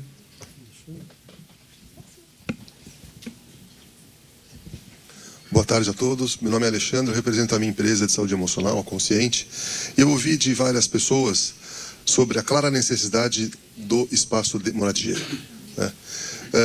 E aí, olhando para como tudo está estruturado, eu percebo que existe uma inteligência muito grande sobre esse olhar, que é complexo. Me parece que falta quantidade, né? Então, meu pensamento ficou, como crescer esse modelo? Se esse modelo crescer em quantidade de frente de atendimento resolve uma situação hoje que demanda um número maior, a impressão que eu tenho é que o modelo está correto, mas ele só não é mais eficiente por falta de quantidade, né, de abrangência do programa. E como que poderíamos ajudar na questão financeira? Vocês têm alguma frente de arrecadação de fundos, alguma forma de colaboração que pudesse ser divulgada? Seu nome? Alexandre. Alexandre, o modelo de déficit habitacional no Brasil não é só para a população de rua, né? É um déficit habitacional. Nós temos uma unidade lá no Campo Belo. Quem conhece o Campo Belo, em frente a Viracopos, sabe que tem déficit habitacional para a população vulnerável, socialmente vulnerável, né? Então, cuidar do déficit habitacional é um modelo. Existir moradias subsidiadas é outro modelo. Aluguel social é outro modelo. Ocupação de prédios desocupados é outro modelo. Então, eu não sou uma pessoa especialista em moradia. A gente sabe que é um fator importante, mas a gente mostrou a complexidade do problema, né? Então, tem que cuidar das questões emocionais, psicológicas, de saúde, jurídicas, sociais e também da moradia, né? A gente deu aqui um destaque. Na moradia eu tenho dado esse destaque porque, estando no meio disso, a gente percebe que é moradia e trabalho, né? Moradia e trabalho promove autonomia. Trabalho, a pessoa com trabalho digno, ela paga um aluguel. Mas se o aluguel é caro, aí consome todo o dinheiro. Então, é essa equação, não existe uma fórmula. Eu acho que tem que buscar essa fórmula. Lógico, os programas habitacionais tem que ter. Agora, aqui em Campinas, a gente viveu a criação de uma área residencial onde você pega as pessoas, leva para essa área residencial e não tem mais nada lá. O que acontece? O tráfico dominou, não tem equipamento de saúde, não tem escola, não tem outros equipamentos, também não resolve, né? A questão é conjunta. Então, a resposta é essa, não é uma resposta objetiva, é uma resposta ampla. Talvez o Paulo queira completar alguma coisa nesse sentido, e depois eu falo da questão de como apoiar. Pode falar. Pode. Não, o Instituto Padre Haroldo é uma organização da sociedade civil, antigamente se chamava de ONG. No Brasil, essa ONG foi traduzido, né, depois do marco regulatório. Nós temos todos os mecanismos de apoio. Doadores recorrentes, doadores pontuais. Nós vamos fazer um evento, todos já estão convidados, dia 27 de setembro. A gente solta aí nas nossas redes sociais. Apoios das empresas, apoio das empresas em ações específicas, nas ações do trabalho e renda, em ações. Nós temos empresas levando voluntariado lá. E apoio a projetos, apoio efetivo, né? Dinheiro é o que faz a gente trabalhar melhor, dinheiro vivo, né? Mas os apoios também são importantes, apoios institucionais. Então, a gente tem uma área de mobilização de recursos, tem um contato lá no nosso site, tem essa forma de chegar. O nosso site é Padre Haroldo, Haroldo com H, padreharoldo.org.br, e tem lá todas as formas. Eu agradeço a pergunta. Eu só queria complementar, pode ser? a pergunta do senhor, só para todo mundo que fique claro, acho que é importante. No município tem 210 vagas de moradias temporárias, né? Juntando todos os abrigos, mais o albergue, que é o SAMIM, a gente tem 210 vagas. Há 15 dias atrás não tinha vaga em nenhum equipamento. Essas vagas estavam todas ocupadas, né? Mas ela é bem flutuante. Isso, às vezes, por exemplo, eu hoje tenho uma vaga lá no meu serviço, né? Os outros abrigos têm aí 2, 3 vagas, mas a gente tem 210 vagas de moradias temporárias. Qual a capacidade de atendimento total? Essa 210 vagas, que são todos os abrigos que tem na rede Pop Rua de Campinas, da Secretaria, né? E tem um número que poderia ser considerado ideal? Olha, como que é o seu nome mesmo? Eduardo. Esse número, ele é ideal, porque assim, não falta vaga, né? Por exemplo, você vai no SAMIM, tem vaga, eu lá tenho vaga, né? Todos os abrigos têm. Mas já existe dentro da Secretaria uma ação, um pensamento para uma outra casa de passagem. Já tem aí vislumbrando uma necessidade de mais uma, para mais 25 vagas. Ele é meio sazonal. Como a Vanessa falou, na Casa da Gestante no ano passado a gente estava com 17 mulheres em fila de espera. Hoje não, né? Hoje não. Então ele é meio flutuante. Flutuante. Agora a gente sabe que, por exemplo, deu um número semana retrasada de 1.000, né? 1.000 pessoas em situação de rua. Mais ou menos. Mas a gente sabe que no território tem gente que não está mapeado. Nos territórios mais vulneráveis tem gente não mapeada. Então, eu não teria esse número, mas gira em torno disso. Inclusive, o próximo censo de Pop Rua está para acontecer em março. A organização é para que seja em março, feita uma ação para o censo de Pop Rua de Campinas. Então, de 1.000 para 210, não é uma diferença que fica sem atendimento? Não fica sem atendimento, porque não é todo mundo que está na rua que quer ir para o serviço. Muitas pessoas estão na rua, elas não querem e às vezes não dão conta. Porque o serviço, ele tem uma certa exigência, né? Ele precisa que a pessoa esteja minimamente organizada na questão do uso, ou que queira parar. Muitas pessoas não querem viver ali sobre algumas regras que existem, porque você tem que ter lá na casa um horário de entrada, horário, né? Você tem que ter uma regra de funcionamento para que tenha mais ou menos uma harmonia ali, né? E algumas pessoas não dão conta disso. Nosso tempo já estourou, mas vamos lá, tem as duas aqui. Boa tarde, meu nome é Galvão, eu sou jornalista e a minha pergunta vem mais ou menos na direção aí do Dr. Alexandre. Por um acaso, o perfil dessas pessoas atendidas, ele foi comparado ao recorte das pessoas que o censo, vamos dizer assim, o censo desses necessitados, desses moradores de rua demonstra? Porque, por exemplo, há 30 anos atrás, como jornalista, ficava muito frio, a gente ia fazer matéria com um morador de rua. Aí ele chegava e falava assim, eu não vou entrar lá no SAMIM, né? O nome era outro, porque ali não é fácil. Aí a gente fica pensando, né, o bullying que um cidadão qualquer sofre num lugar, imagina o que acontece lá dentro. Aí não posso entrar com a minha mulher. Se eu entro lá sozinho, os caras me ameaçam, roubam as minhas coisas, tudo coisas que nós não vamos ter como resolver. Então, quando eu vejo a questão do morador de rua, eu acho que é um negócio muito amplo, que ainda a gente não tem uma fotografia dele para ver o que nós vamos atender. Por exemplo, no caso aí, doutor, eu já tive informação que pessoas que têm transtornos de personalidade nunca vão tomar conta da própria vida.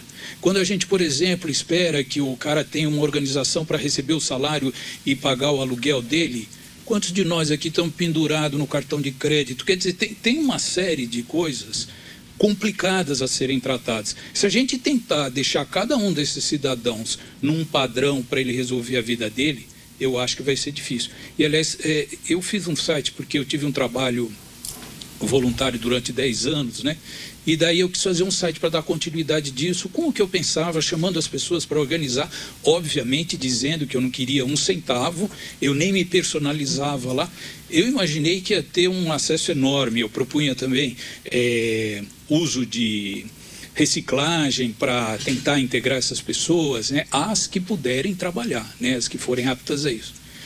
E daí não aparecia ninguém. Depois de um tempo, como tinha muita palavra-chave no site, começou a encher a caixa lá, eu fui ver.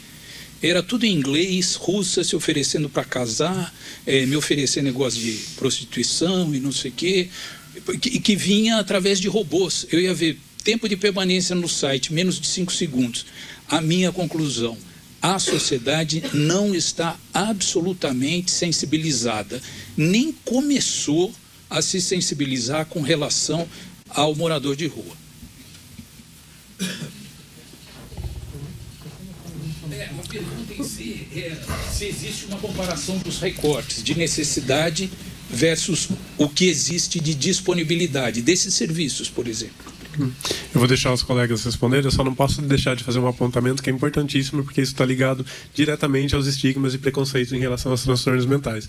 As pessoas com transtorno de personalidade conseguem cuidar da própria vida, sim, desde que elas estejam em acompanhamento, né? Isso como qualquer outro transtorno. Então, acho que isso é importante deixar claro, que as pessoas com transtornos de personalidade estabilizadas dão conta da própria vida perfeitamente, tá bom?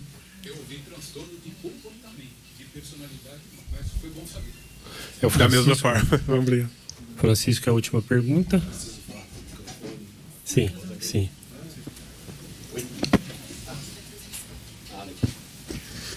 Bom, a minha pergunta não é bem uma pergunta, é algo que a gente pode estar conversando, inclusive, depois.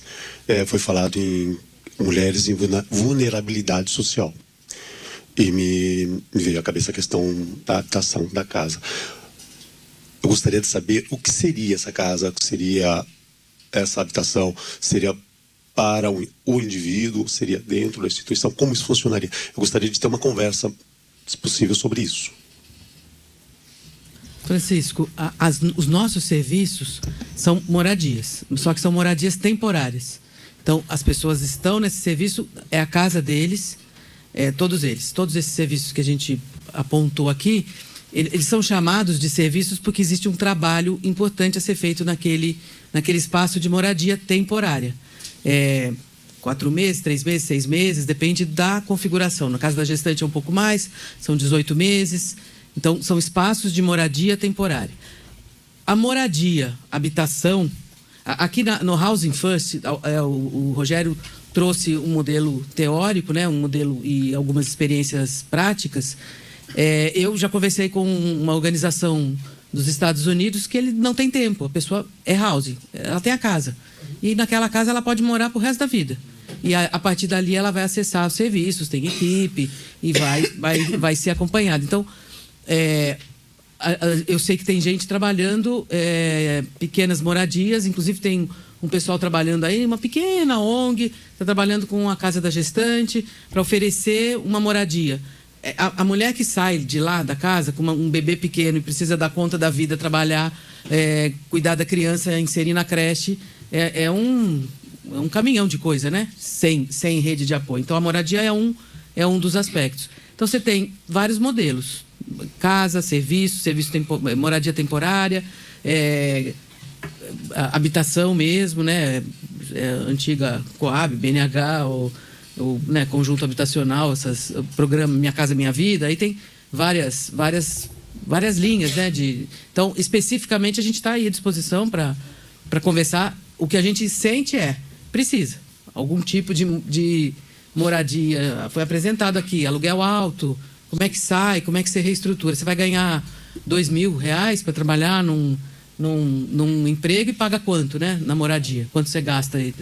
Então, é um pouco disso, tá? Mas a gente está à disposição, Francisco. Obrigado. Então, encerrou nosso prazo aqui. A Érica... Já deu, né, Érica? Dá? A Érica que manda aqui, eu não mando nada. Ela vai falar da Pastoral da Sobriedade. Boa tarde, gente. É só para esclarecer ali a pergunta do José Renato, né? E aí com o Rogério, até participei junto com o Rogério dessa pesquisa, né, Rogério? A Pastoral da Sobriedade, ela não tem uma visibilidade muito grande aqui na região central, então a gente só tem um único grupo que fica na Paróquia Nacional de Lourdes.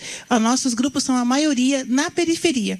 Inclusive, quando a gente foi começar a Pastoral da Sobriedade aqui em Campinas, a gente começou isso junto com o pessoal do Amor de Gente, com a Mara, né? Ela nos apoiou, a gente fez um mapeamento das necessidades de grupos e entendeu-se que na região Ouro Verde, Campo Grande, Hortolândia, as cidades que também são, a gente também tem uma atuação mais dentro da arquidiocese. Então, essas cidades são livres de arquidiocese, onde não tinha esses apoios. Aí a Pastoral da Sobriedade foi instalada mais para esses lugares. Então, hoje a gente tem bastante grupos nessas regiões. E até para a questão financeira também dos nossos moradores aqui do Instituto Padre Haroldo, né, os nossos acolhidos e moradores da região, é mais fácil para eles irem no NA, no Amor Gente, porque eles estão mais próximos do Instituto. Então, a nossa luta hoje é trazer grupos para próximo aqui do Instituto, mas o Padre Haroldo é um grande parceiro nosso.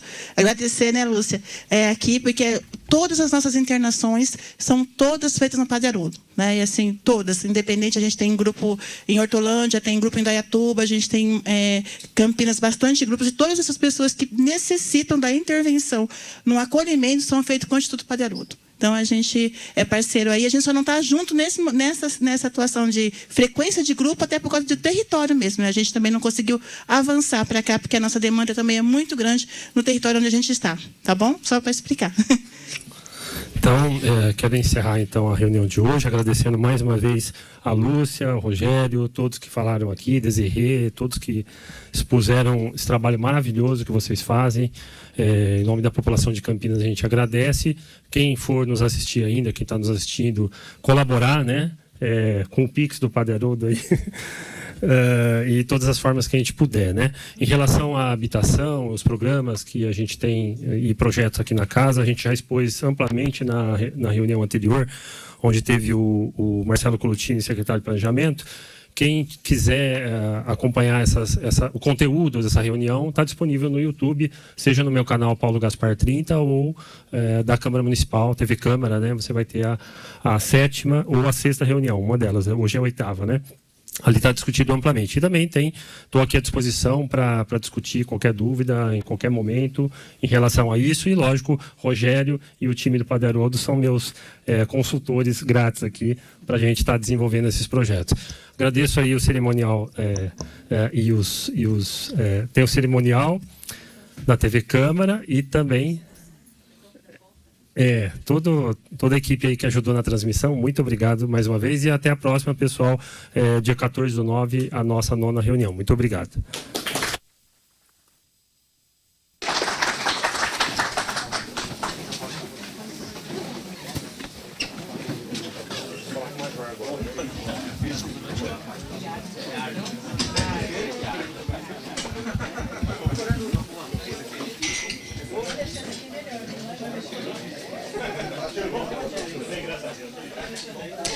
Encerrada a 8ª reunião da Comissão Especial de Estudos, que discute a situação da população em situação de rua aqui em Campinas, a gente vai conversar com o vereador Paulo Gaspar, que presidiu essa reunião. Se você acompanhou, viu aí a apresentação dos vários serviços existentes aí através do Instituto Padre Haroldo. E o senhor já adiantou, vereador, que dia 14 tem um novo encontro. Queria que o senhor falasse um pouquinho do balanço desse conhecimento dos serviços existentes, né? E qual vai ser esse próximo encontro para a gente debater um novo tema que abrange todo esse assunto aqui na nossa cidade.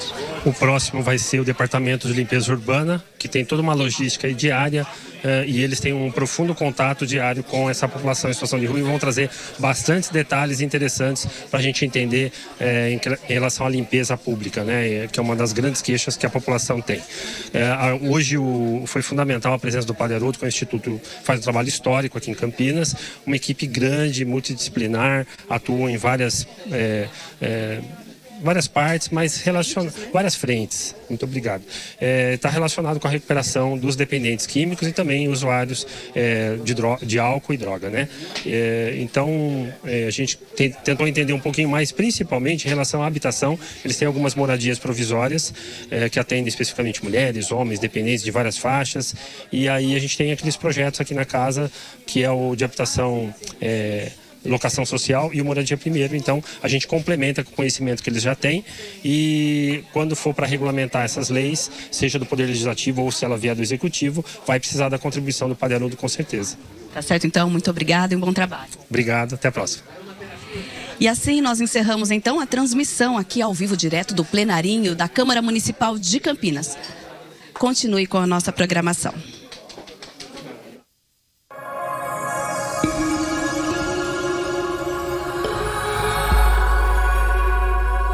TV Câmara, Campinas.